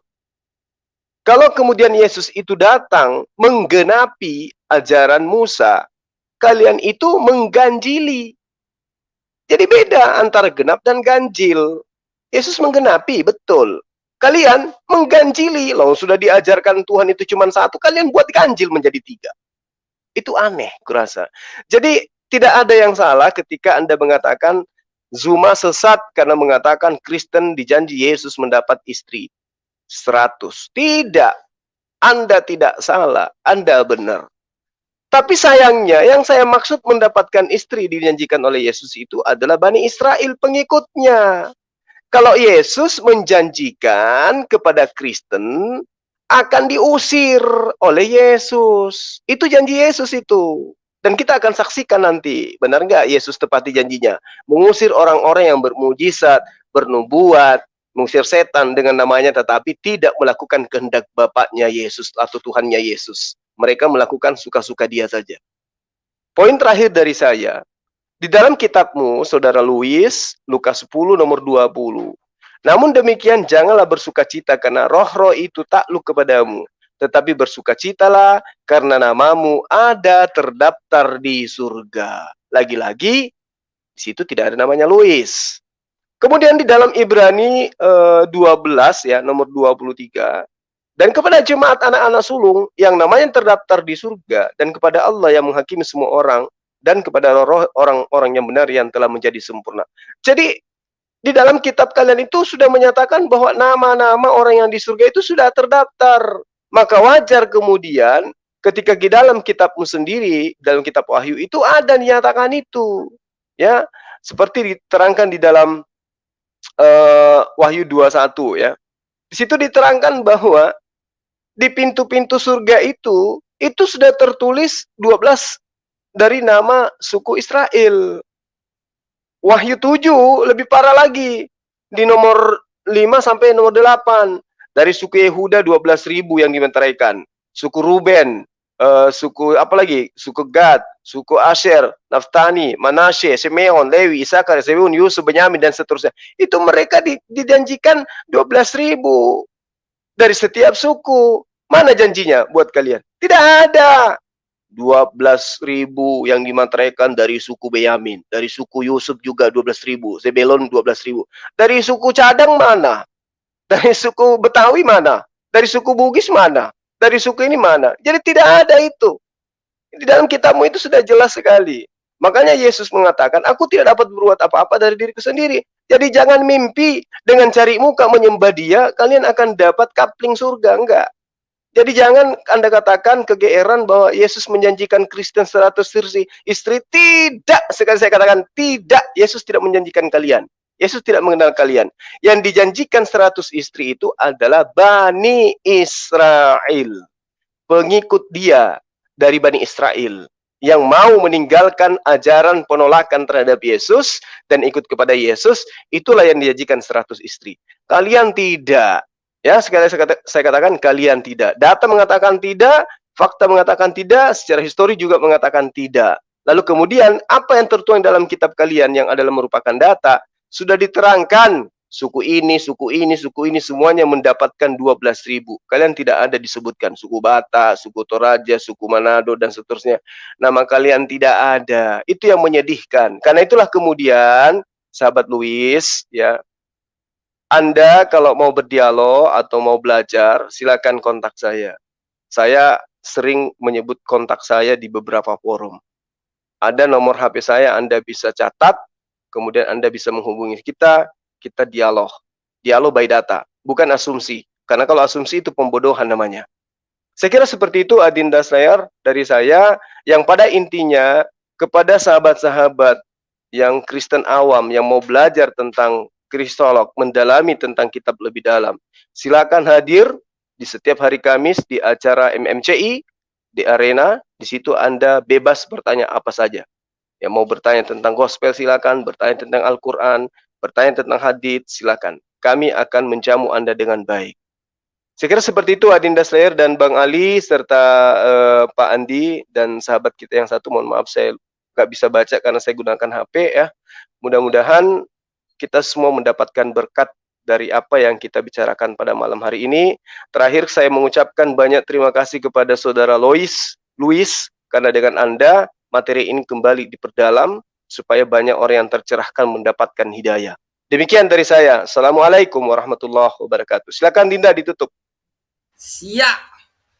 Dengan berakhirnya closing statement dari gurunda kita yang kita hormati dan kita sayangi, Gurunda Zuma Zulkifli M. Abbas, sang penginjil jalanan, maka berakhir sudah acara kita semua ikhwan fisabilillah yang ada di live comment Triun Slayer Outpost, sahabat Zuma Official, dan Zulkifli M. Abbas Channel. Sampai jumpa kembali dengan kajian kita berikutnya. Dan untuk para Tritunggal Kadrun radikal yang senang menghujat Islam, juga kepada Dek Louis Prasetyo, selamat datang di kebenaran. Inilah faktanya bahwa 100 istri itu dijanjikan oleh Yesus. Kalian mau takia silahkan, kami ora urus. Kalau kalian bawa-bawa lagi 72 bidadari, kami bawa terus itu 100 istri. Billahi taufik wal hidayah, Penatua Triun Slayer pamit undur diri. Sebelum pamit undur diri, ya Ivan Filah, tolong dilihat di running text. Tafado silakan yang ingin investasi akhirat untuk Masjid Nur Maulida Besutan Gurunda Zuma beserta Yayasan MMCI, silakan disisihkan rezekinya. Insya Allah menjadi saksi di akhirat nanti untuk segala rezeki yang Ivan Filah sisihkan terhadap pembangunan Masjid Nur Maulida ini. Nah, ini baru. Sekian dari Penatua Triun Slayer. Wassalamualaikum warahmatullahi wabarakatuh. Assalamualaikum warahmatullahi wabarakatuh.